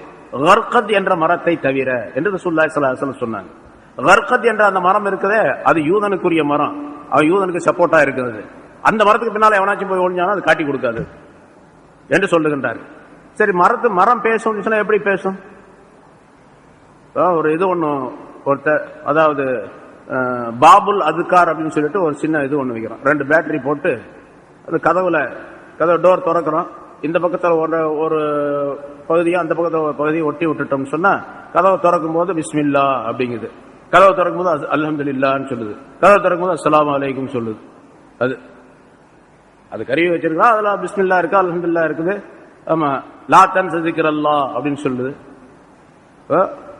உதுகுரில்லா அதுக்குருக்க அப்படின்னு சொல்லுது, ஸல்லி அலா முஹம்மதின் சொல்லுது. அந்த கதவு பேசுது. கதவுல ஒரு கருவி இருக்கு, கருவி பேசுது. என்ன அது மாதிரி மரம் பேசுது அப்படின்னு சொன்னா ஏதாவது ஒரு முறையில் இருக்கலாம். இது மாதிரி உள்ள இப்படி ஏராளமான கருத்துக்களை அல்லாஹ் தஆலா உள்ளடக்கித்தான் வகான அர்ஷு அலல் மா என்ற வாசகத்தை சொல்லுகின்றான் என்பதாக விளக்கப்பட்டு இருக்கின்றது. சரி, இமாம் ராசி தன்தாவி ரஹ்மத்துல்லாஹி அலைஹி அவர்கள் சொல்லுகின்றார்கள், வகான அர்ஷு அலல் மா என்று சொன்னால் தண்ணீரின் மீது அவனுடைய அரிசி இருந்ததுன்னு சொன்னா அசல் தண்ணீர்னு அர்த்தம் அல்ல. தண்ணிக்கு இன்னொரு அர்த்தம் உண்டு, கருத்தர்த்தம். அது இல்ம் என்று அர்த்தம், மாவுக்கு இல்ம் என்று அர்த்தம். எங்க சொல்ற ரசூலுல்லாஹி ஸல்லல்லாஹு அலைஹி வஸல்லம் ஒரு ஹதீஸ்ல சொல்றாங்க, அதாவது மஸலுமா பாஸனி அல்லாஹு பில் ஹுதா பில் இல்மி வல் ஹுதா, அல்லாஹ் தஆலா மஸலுமா பாஸனி அல்லாஹு மினல் இல்மி வல் ஹுதா, அல்லாஹ் தஆலா என்னை அனுப்பியதற்கு உதாரணம். எப்படி அனுப்பினா? இல்மின் மூலமாக, ஹுதா நேர்வழியின் மூலமாக, நேர்வழியை கொண்டும் ஹுதா இல்மை கொண்டும் அல்லாஹ் தஆலா என்னை அனுப்பியதற்கு உதாரணம் எப்படி என்று சொன்னால், கமஸலில் கைஸில் கசீர், அதிகமான மழையை போன்று. ஒரு மழை பெய்கின்றது, அசாபா அர்பன், அந்த மழை பூமியிலே விழுந்தது. அந்த பூமியில நல்ல வளமுள்ள பூமியாக இருந்தால், வளமுள்ள பூமியாக இருந்தால் அந்த மழை நீரை சேகரித்துக் கொண்டு அந்த பூமியும் பலன் பெற்று விடுகின்றது, அது மற்றவர்களுக்கும் பலன் தருகின்றது. நல்ல வளமுள்ள பூமியா இருந்தா அந்த மழை விழுந்ததின் காரணமாக, மழை நீரின் காரணமாக நிறைய செடி கொடிகள், பயிர் பச்சைகள், தாவரங்கள் எல்லாம் விளைந்து அது அதை இழுத்து கொண்டு பிறகு அதன் மூலமாக செடி கொடிகள் வளர்ந்து மனிதர்களுக்கும் மற்ற பிராணிகளுக்கெல்லாம் பலன் தரக்கூடிய பொருள்கள் அதிலிருந்து விளைகின்றன. இன்னொரு பூமி இருக்கின்றது, அந்த பூமி மழை பெய்கின்றது, அந்த மழை பெய்தவுடனே தண்ணீரை தேக்கி வைத்துக் கொள்ளுகின்றது. தண்ணீரை உறிஞ்ச முடிகிறது இல்லை, ஆனா தேக்கி வைத்துக் கொள்ளுகின்றது அந்த இடத்துல. அவ்வளவுதான். இப்ப அந்த தண்ணீரை அடுத்தவருக்கு அது பலன் தரக்கூடியதாக அந்த தண்ணீரை ஆக்கி கொள்ளுகின்றது. தனக்கு எந்த விதமான பிரயோஜனம் இல்லாமல் ஆகிவிடுகின்றது. அந்த பூமிக்கு எந்த பிரயோஜனம் இல்லை, ஆனா அடுத்தவர் அந்த தண்ணீரை பயன்படுத்தக்கூடிய சூழ்நிலை அங்கே உருவாகி விடுகின்றது. இன்னொரு பூமி இருக்கின்றது, அது பாறைகளை போன்று. அதே மழை தான், ஒரே தடவையில மழை பெய்யுது. இந்த 3 விதமான பூமிகள்ல 3 விதமான இடங்கள்ல அந்த மழை பெய்து மழை விழுகின்றது. இந்த பூமியில விழுந்தா செடி கொடிகள், பயிர் பச்சைகள், மரங்கள் எல்லாம் உண்டாகிறது. இதுல விழுந்தா தண்ணீரை தேக்கி வச்சது. பாறைகளில விழுந்தா ஒளிஞ்சு ஓடி போயிடுது. அது தனக்கும் பிரயோஜனம் இல்லை, அடுத்தவருக்கும் பிரயோஜனம் இல்லை. இப்படித்தான் நான் நபியாக அனுப்பப்பட்டதுக்கு உதாரணம் இல்மை கொண்டும் ஹுதாவை கொண்டும் என்பதாக சொல்லுகின்றார்கள். அப்படின்னா என்னை அல்லாஹ் தஆலா பெரும் ஞானத்தை கொண்டு என்னை அனுப்பி இருக்கின்றான், மிகப்பெரிய ஹிதாயத்தை கொண்டு என்னை அனுப்பி இருக்கின்றான். யாரெல்லாம் இந்த பூமியை போன்று தானும் பலன் பெற்று அடுத்தவருக்கும் பலன் தரக்கூடிய நிலையிலே மனிதர்கள் இருக்கின்றார்கள், அவர்கள் என்னிடத்திலிருந்து இல்மையும் ஹுதாவையும் எடுத்துக்கொண்டு தாங்களும் பயன் பெற்று அடுத்தவருக்கும் பயன் தரக்கூடியவர்களாக இருப்பார்கள். இப்படி ஒரு சாரார் இருக்கிறார்கள், அவங்களும் அதன் மூலமாக அந்த இல்ம ஹுதாவின் மூலமாக பயன்பெறுகின்றார்கள், அடுத்தவருக்கும் சொல்லிக் கொடுக்கிறாங்க. இன்னொரு சாரார் இருக்கிறாங்க, அவங்க எடுத்துக் கொள்ளுகின்றார்கள், ஆனா அவங்க பயன் பெறுவதே இல்லை, அமல் செய்யறதே கிடையாது, அடுத்தவங்களுக்கு சொல்லிட்டு இருப்பாங்க. லிம தகூலூன மா லா தஃஅலூன்ங்கிற மாதிரி சொல்லிட்டே இருப்பாங்க. இவங்களுக்கு எந்த பிரயோஜனம் இருக்காது. இன்னும் சில சாலார் இருக்கிறாங்க, என்னிடத்திலிருந்து இல்மு இதெல்லாம் எடுத்துக்கிறாங்க, ஆனா அவங்களும் செய்யறதுல அடுத்தவங்களுக்கு சொல்றதும் கிடையாது என்று ஸல்லல்லாஹு அலைஹி வஸல்லம் சொல்லக்கூடிய இந்த ஹதீஸில தண்ணீர் என்பதை இல்முக்கு உதாரணமாக சொல்லி காட்டுகின்றார்கள். இல்மை கொண்டு என்னை அனுப்பியது, அதேவரை ஹுதாவை கொண்டு அனுப்பியது ஒரு பெரும் மழையை போன்று என்பதாக சொல்லுகின்றார்கள். இப்ப தண்ணீர் என்பதை இல்முக்கு உதாரணமாக, இல்மை தண்ணீருக்கு உதாரணமாக சொல்லி காட்டுகின்றார்கள் ஸல்லல்லாஹு அலைஹி வஸல்லம். அதனால அவங்க குறிப்பிட்ட கான அர்ஷு அலல் மா, அவனுடைய அர்ஷ் தண்ணீரின் மீது இருந்தது என்று சொன்னால் அவனுடைய இல்மின் மீது இருந்தது என்பதாக அர்த்தம். அவனுடைய இல்மின் மீது இருந்தது. அது என்ன எப்படி இருந்துச்சுன்னு தெரியாதுன்னு அர்த்தம். அவனுடைய இல்மு எப்படி இருந்தது நமக்கு தெரியாது, அவனுடைய இல்மிலே இருந்துச்சு அவ்வளவு என்று பொருள் செய்யப்பட்டிருக்கின்றது. இப்படி பல விளக்கங்கள் இருக்கின்றன இதற்கு. கான அர்ஷு அலல் மா. சரி, இப்ப இந்த வானங்களை படைச்சு, வான பூமி 6 நாள்ல படைச்சு அரிசி எப்படி படைச்சிருக்கானே அல்லாஹ் தஆலா, எதுக்காக வேண்டி அல்லாஹ் தஆலா படைச்சான் அப்படின்னு கேட்டா, நீங்க எல்லாம் பார்த்து அதிசயப்பட வேண்டும், அங்க போய் பார்க்கணும் அல்லது ராக்கெட்ல போகணும் அப்படிங்கிறதுக்காண்டியா? ஒரே ஒரு விஷயத்தை அல்லாஹ் தஆலா சொல்றான், லி யபுலுவக்கும் ஐயுக்கும் அஹ்ஸனு அமலா, உங்களிலே யார் அழகான அமல் செய்பவர்கள் என்று சோதிப்பதற்காக வேண்டி. அவ்வளவுதான். உங்களிலே யார் அழகான அமல் செய்கிறீர்கள் என்று செய்பவர்கள் இருக்கின்றார்கள் என்று சோதிப்பதற்காக, அவன் சோதித்தறிவதற்காக வேண்டி அல்லாஹ் தஆலா இவற்றை படைத்திருக்கிறார். அதாவது இவற்றை எல்லாம் பார்த்து விளங்கி அதனுடைய அறிவை தெரிந்து அல்லாஹ் தஆலாவுடைய குத்ரத்தை விளங்கி அவருடைய ஆற்றலையும் அவருடைய தன்மையையும் விளங்கி அவனை வணங்கி வழிபடக்கூடிய தன்மை இவரிடத்தில் ஏற்பட வேண்டும், மக்களிடத்தில் ஏற்பட வேண்டும், மனிதனிடத்தில் ஏற்பட வேண்டும் என்பதற்காக அல்லாஹ் தஆலா படைத்திருக்கின்றான். சரி, அப்படி வணக்கம் செய்வது எப்படி இருக்கணும்? யார் உங்களிலே அதிகமான அமல் செய்வது என்று பார்ப்பதற்காக வேண்டி அப்படின்னு சொல்லல அல்லாஹ் தஆலா. லியப்லுவக்கும் ஐயுக்கும் அக்ஸரு அமலா, அதிகமான அமல் செய்யக்கூடியவர் யார் அப்படின்னு சொல்லல. அஹ்ஸனு அமலா, அழகான அமல் செய்பவர் யார் அப்படின்னு சொல்ற. இந்த அஹ்ஸனு அமலா அப்படிங்கிறதுல யார் ரசூலுல்லாஹி ஸல்லல்லாஹு அலைஹி வஸல்லம் அவர்கள் சொல்லி கொடுத்த முறைப்படி தங்களுடைய அமல்களை அமைத்துக் கொள்ளக்கூடியவர் யார் என்று பார்ப்பதற்காக வேண்டி, சோதிப்பதற்காக வேண்டி. ஏன்னா அஹ்ஸன் அமல், அழகான அமல்ங்கிறது எது? ரசூலுல்லாஹி ஸல்லல்லாஹு அலைஹி வஸல்லம் அவர்கள் ஒரு அமலை, ஒரு செயலை எப்படி சொல்லிக் கொடுத்தார்களோ அப்படி செய்தால்தான் அதற்கு பேர் அழகான அமல் அர்த்தம் இல்லையா? அவருடைய இஷ்டத்துக்கு செஞ்சாங்க, அது அழகான அமலாக ஆக முடியாது. தொழுகிறோம், ரசூலுல்லாஹி ஸல்லல்லாஹு அலைஹி வஸல்லம் எப்படி தக்பீர் கட்ட சொன்னாங்களோ அப்படி கட்டணும், எப்படி ருக்கு செய்ய சொன்னார்களோ அப்படி செய்யணும், எப்படி கிராத் ஓத சொன்னாங்களோ அப்படி ஓதணும், எப்படி சுஜூத் செய்ய சொன்னாங்களோ அப்படி செய்யணும், எப்படி ஜகாத் கொடுக்க சொன்னாங்களோ அப்படி கொடுக்கணும், எப்படி ஹஜ் செய்ய சொன்னாங்களோ அப்படி செய்யணும். அதுக்கு பேர் அஹ்ஸன் அமல், அழகான அமல் அப்படின்னாரு. ரெண்டு ஷர்த்து சொல்லப்படுகின்றது இதுல. வலா யகூனுல் அமலு ஹஸனன் ஹத்தா யகூன ஹாலிஸன் லில்லாஹி தஆலா அலா ஷரியத் ரசூலுல்லாஹி ஸல்லல்லாஹு அலைஹி வஸல்லம். ரெண்டு விஷயம். ஒன்னு, செய்யக்கூடிய அமல் அல்லாஹ்வுக்காக வேண்டி இருக்கணும். ஏன்னா லியப்லுவக்கும், அவன் உங்களை சோதனை செய்வதற்காக வேண்டி என்று சொன்ன வாசகத்தில் அல்லாஹ்வுக்காக வேண்டி செய்யணும் அப்படிங்கிறது தெரியப்படுத்தப்படுது. ஐயுக்கும் அஹ்ஸனு அமலா அப்படிங்கிற வார்த்தையின் மூலமாக ரசூலுல்லாஹி ஸல்லல்லாஹு அலைஹி வஸல்லம் சொல்லிக் கொடுத்த அந்த முறைப்படிக்கு செய்யணும். ஸல்லல்லாஹு அலைஹி வஸல்லம் அவர்கள் சொன்ன ஷரியத்தின்படி ஹாலிஸான முறையிலே, மன தூய்மை சுத்தமான முறையிலே அமல் செய்வதுதான் ஹசனா என்பதாக, அஹ்ஸன் என்பதாக சொல்லப்படும். ஃபமதா ஃபுகிதல் அமலு வாஹிதம் மின் ஹாதைனி ஷர்த்தைனி ஹுபித ஹபத வ பதல. இந்த ரெண்டு ஷர்த்துல ஒரு ஷர்த்து ஒரு அமல்லை இல்லாமல் ஆக்கப்பட்டு விட்டால் அந்த அமல் பாத்திலாயிடும், அந்த அமல் அழிஞ்சு போயிடும், எந்த விதமான பலனும் தராது. ரெண்டு ஷர்த்து என்ன? இஹ்லாஸ் என்பது இருக்க வேண்டும், இத்திபா சுன்னா என்பது இருக்க வேண்டும். ரெண்டு இருக்கணும், இல்லாட்டி முடியாது. கத்தாதா ரலியல்லாஹு தஆலா அன்ஹு அவர்கள் சொல்லுகின்றார்கள், அஹ்ஸன் அமலா அப்படின்னா அத்தம்மு அகலா அப்படின்னா, அத்தம்மு அகலன் அப்படின்னு அர்த்தம். ஏன்னா முன்னால் அல்லாஹ் தஆலா வானத்தை சொல்லிட்டு, பூமியை சொல்லிட்டு, அர்ஷ சொல்லிட்டு, லியப்லுவக்கும் ஐயுக்கும் அஹ்ஸனு அமலா, உங்களை யார் நல்ல அமல் செய்பவர்கள் என்று சோதிப்பதற்காக என்று அல்லாஹ் தஆலா சொன்னது அமலை குறிக்காது, இங்க அகலை குறிக்கும், அறிவை குறிக்கும். உங்களில் யார் பரிபூர்ணமான அறிவுடையவர் என்று சோதிப்பதற்காக வேண்டி அப்படின்னு அர்த்தம். நல்ல பரிபூர்ணமான அறிவுடையவர் யார் என்று சோதிப்பதற்காக வேண்டி. ஏன்னா அந்த அறிவு சிந்தனை என்பது வந்துவிட்டால் அல்லாஹ்வை தெரிந்து கொள்ளக்கூடிய, அல்லாஹ்வுடைய ஆற்றல், அவனுடைய குத்ரத், இல்மு ஆகியவற்றை விளங்கக்கூடிய சூழ்நிலை ஏற்படும். அந்த வணக்கம் ரொம்ப பரிபூர்ணமானதாக, 2 ரக்காத் தொழுதாலும் கூட நல்ல பரிபூர்ணமான தன்மை உடையதாக இருக்கும். ஏன்னா அல்லாஹ்வுடைய சிந்தனையிலே அல்லாஹ்வுடைய ஆற்றலை பற்றி, அவருடைய அறிவை பற்றி சிந்தித்து சிந்தித்து அந்த மனிதர் தொழுது கொண்டு இருக்கின்றார். அதனால அந்த தொழுகை ரொம்ப பிரமாதமா இருக்கும், அந்த வணக்கம் ரொம்ப சிறந்ததாக இருக்கும். அதாவது ஈசா அலைஹிஸ்ஸலாம் அவர்கள் ஒரு வழியாக போய் கொண்டிருந்தார்கள். ஒரு மனிதர் தூங்கி கொண்டிருந்தார். அவர் மீது நம்பிக்கை கொண்ட, ஈமான் கொண்ட ஒரு மனிதர் தூங்கி கொண்டிருந்தார்.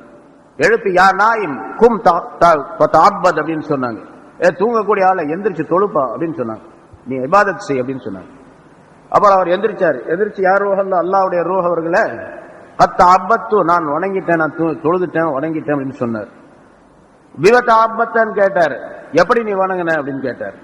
கத்தரத்து துன்யா லி அஹ்லிஹா, இந்த உலகத்தை நான் அந்த உலகத்துக்காரர்களுக்காக விட்டுட்டேன், உலகத்தை வெறுத்து உலகத்தினுடைய நிலையிலிருந்து மாறி அல்லாஹ்வுடைய நினைவிலேயே நான் தொழுதேன் அப்படின்னு. பரவாயில்ல பண்ணி தூங்கு அப்படின்னு சொல்லிட்டு போயிட்டார். நான் நல்ல வேலை செஞ்சிருக்கிறேன், இனிமேல் தூங்கு அப்படின்ட்டார். அப்படின்னா அவர் தூங்குறதும் வணக்கமாக ஆயிடுச்சு. இந்த கருத்தின்படி சுஃபியானு சௌரி ரஹ்மத்துல்லாஹி அலைஹி அவர்களும் ஹசன் பஸ்ரி ரஹ்மத்துல்லாஹி அவர்களும் சொல்லுகின்றார்கள், அஹ்ஸனு அமலா அப்படிங்கிறதுக்கு ஐயுக்கும் அஸ்ஹது ஃபித் துன்யா, உலகத்திலே யார் பற்றற்ற வாழ்க்கை உடையவராக இருக்கின்றார் என்று சோதித்து அறிவதற்காக வேண்டி வானங்களை பூமி 6 நாளிலே படைத்தான் என்று அல்லாஹ் தஆலா சொல்லுகின்றான் என்று விளக்கம் தருகின்றார். லஹாக் ரஹ்மத்துல்லாஹி அலைஹி அவர் பெரிய முஃபஸ்ஸிர், அவர் சொல்லுகின்றார், ஐயுக்கும் அக்ஸர் ஷுக்ரா, ரொம்ப அதிகமான நன்றி செலுத்தக்கூடியவர் யார் என்று சோதிப்பதற்காக வேண்டி. முகாத்தில் ரலியல்லாஹு தஆலா அவர்கள் சொல்லுகின்றார்கள், ஐயுக்கும் அத்கா லில்லாஹ், உங்களே அல்லாஹ்வை அதிகமாக பயப்படக்கூடியவர் யார் என்று தெரிந்து கொள்வதற்காக சோதிப்பதற்காக வேண்டி. இப்னு அப்பாஸ் ரலியல்லாஹு தஆலா சொல்லுகின்றார், ஐயுக்கும் அமலு பிதாஅத்தில்லாஹி அஸ்ஸ வஜல், அல்லாஹ் தஆலாவுடைய வணக்க வழிபாடு, தாஅத் என்றால் வழிபாடு, தொழுகை மட்டுமல்ல, வழிபட வேண்டும், சொல்றதை அப்படியே கேட்கணும், அவ்வளவுதான், சொல்றதை கேட்கணும். இதை செய்யணும் சொன்னா செய்யணும். ஏன் எதுக்கு அப்படின்னா கேள்வி எல்லாம் கேட்கக்கூடாது. கேள்வி மனசுல வரவும் கூடாது. அடிக்கடி சொல்லி இருக்கிறேன், லோருக்கு 4 ரக்காத் தொழுகணும். ஏன் 4 தொழுகணும், 5 தொழுதா என்ன? கேள்வியே வரக்கூடாது. தவாப் செய்யும் போது 7 சுத்து சுத்தணும். ஆமா, 9 சுத்து சுத்தினா என்ன? அது என்ன 7? ஒரு ரவுண்டா பிகர் இருக்க கூடாதா, ஒரு 10 இருக்க கூடாதா அப்படின்னு ஒருத்தன் நினைச்சான்னு சொன்னா அவன் இத்தாத் அவன்கிட்ட கிடையாதுன்னு அர்த்தம். ஏன் 7 தடவை சதி செய்யணும்? இந்த இடத்துல தான் சதி செய்யணுமா, வேற இடத்துல செய்ய எவ்வளவு கூட்டமா இருக்கு, வேற எங்கேயும் போய் சுத்தணும் என்ன அப்படின்லாம் சொன்னா இத்தாத்து கிடையாது அவன் இடத்துல. அப்ப இப்னு அப்பாஸ் சொல்லக்கூடிய கருத்து எல்லா கருத்தையும் சேர்த்துக்கும். ஐயுக்கும் அமல பிதாத்தில்லா, அல்லாஹ்வுடைய வணக்க வழிபாடுகளை கொண்டு யார் ரொம்ப அமல் செய்யக்கூடியவர் என்று பார்ப்பதற்காக, சோதிப்பதற்காக வேண்டி என்பதாக சொல்லுகின்றார்கள். ரசூலுல்லாஹி ஸல்லல்லாஹு அலைஹி வஸல்லம் அவர்கள் இந்த ஆயத்தை ஓதுனாங்க, ஐயுக்கும் அஹ்ஸனு அமலா என்று ஓதுனாங்க. கால அதுக்கு விளக்கம் சொன்னாங்க, ஐயுக்கும் அஹ்ஸனு அகலா வ அவ்ரஉ அன் மஹாரிமில்லா வ அஸ்ரா ஃபீ தாஅத்தில்லா என்று விளக்கம் சொன்னார்கள் என்பதாக குறிப்பிடுகின்றார்கள். ஹஜ்ரத் இப்னு உமர் ரலியல்லாஹு தஆலா அன்ஹு அவர்கள் ஸல்லல்லாஹு அலைஹி வஸல்லம் அவர்களே இந்த ஆயத்துக்கு விளக்கம் சொல்றாங்க பாருங்க. முத்தெல்லாம் சொன்னாங்க, முஃபஸ்ஸிர்கள் சொன்னது, ஸல்லல்லாஹு அலைஹி வஸல்லம் சொல்றாங்க ஐயுக்கும் அஹ்ஸனு அமலா என்பதற்கு ஐயுக்கும் அஹ்ஸனு அகலா, நல்ல அழகான அறிவுடையவர், சிறந்த அறிவுடையவர் யார் என்று சோதிப்பதற்காக வேண்டியும், வ அவ்ரஉ அன் மஹாரிமில்லா, அல்லாஹ்வினால் ஹராமாக்கப்பட்டவற்றை விட்டும் பேணுதலாக இருக்கக்கூடியவர் யார் என்பதை சோதிப்பதற்காக வேண்டியும், வ அஸ்ரா ஃபீ தாஅத்தில்லா, அல்லாஹ்வுடைய வணக்க வழிபாடுகளிலே விரைந்து செல்லக்கூடியவர் யார் என்று சோதிப்பதற்காக வேண்டியும் வானங்களையும் பூமியையும் 6 நாள்ல படைச்சான் என்று அல்லாஹ் தஆலா சொல்றார். பாருங்க, இது அங்க கொண்டு போய் ஜாயின் பண்ணும்போது ஒரு வித்தியாசமான கருத்து வரும். அந்த கருத்து ரொம்ப ஆழமானது, அது சிந்திக்க வேண்டும். சொல்லுகின்றார்கள், இப்ப எத்தனை பேர் என்ன கருத்து சொன்னாங்களோ முஃபஸ்ஸிர், அத்தனை கருத்தையும் உள்ளடக்கி ரசூலுல்லாஹி ஸல்லல்லாஹு அலைஹி வஸல்லம் இந்த 3 கருத்துக்களை சொல்லுகிறார். அஹ்ஸனு அகலா, அவ்ரா அன் மஹாரிமில்லா, அஸ்ரா ஃபீ தாஅத்தில்லா, எல்லா கருத்துக்களும் அதற்குள்ளே அடக்கம் என்பதாக குறிப்பிடுகின்றார். ஆக அல்லாஹ் தஆலா வானங்கள் பூமியை படைத்தது வெறுமனே, பல இடங்களில் சொல்றான், வேறு இடத்துல சொல்றான, இந்த வானம் பூமிகளை வந்து பாத்திலாக வீணாக நாம் படைக்கவில்லை, மா ஹலக பாத்திலா, இதை வீணாக படைக்கவில்லை என்பதாக சொல்லுகிறது. இவ்வளோ பெரிய பிரம்மாண்டமான வானம் என்னத்துக்கு, சும்மா கொஞ்சமா இருந்தா பத்தாதா, சின்னதா இருந்தா பத்தாதா அப்படின்லாம் நம்ம நினைக்க வேண்டும். ஆனா அல்லாஹ் தஆலாவுடைய அறிவு எந்த அப்படின்னு நம்ம சொல்ல முடியாது, ஏன் படைச்சான்னு சொல்ல முடியாது. எல்லாவற்றையும் ஏதாவது ஒரு காரணத்தை வைத்துத்தான் அல்லாஹ் தஆலா படைத்திருக்கின்றான், காரணம் இல்லாம வீணா படைக்கவே இல்லை என்பதையும் அல்லாஹ் தஆலா தெளிவுபடுத்துகின்றான். சிந்தித்து பார்த்து செயல்படக்கூடியவர்கள்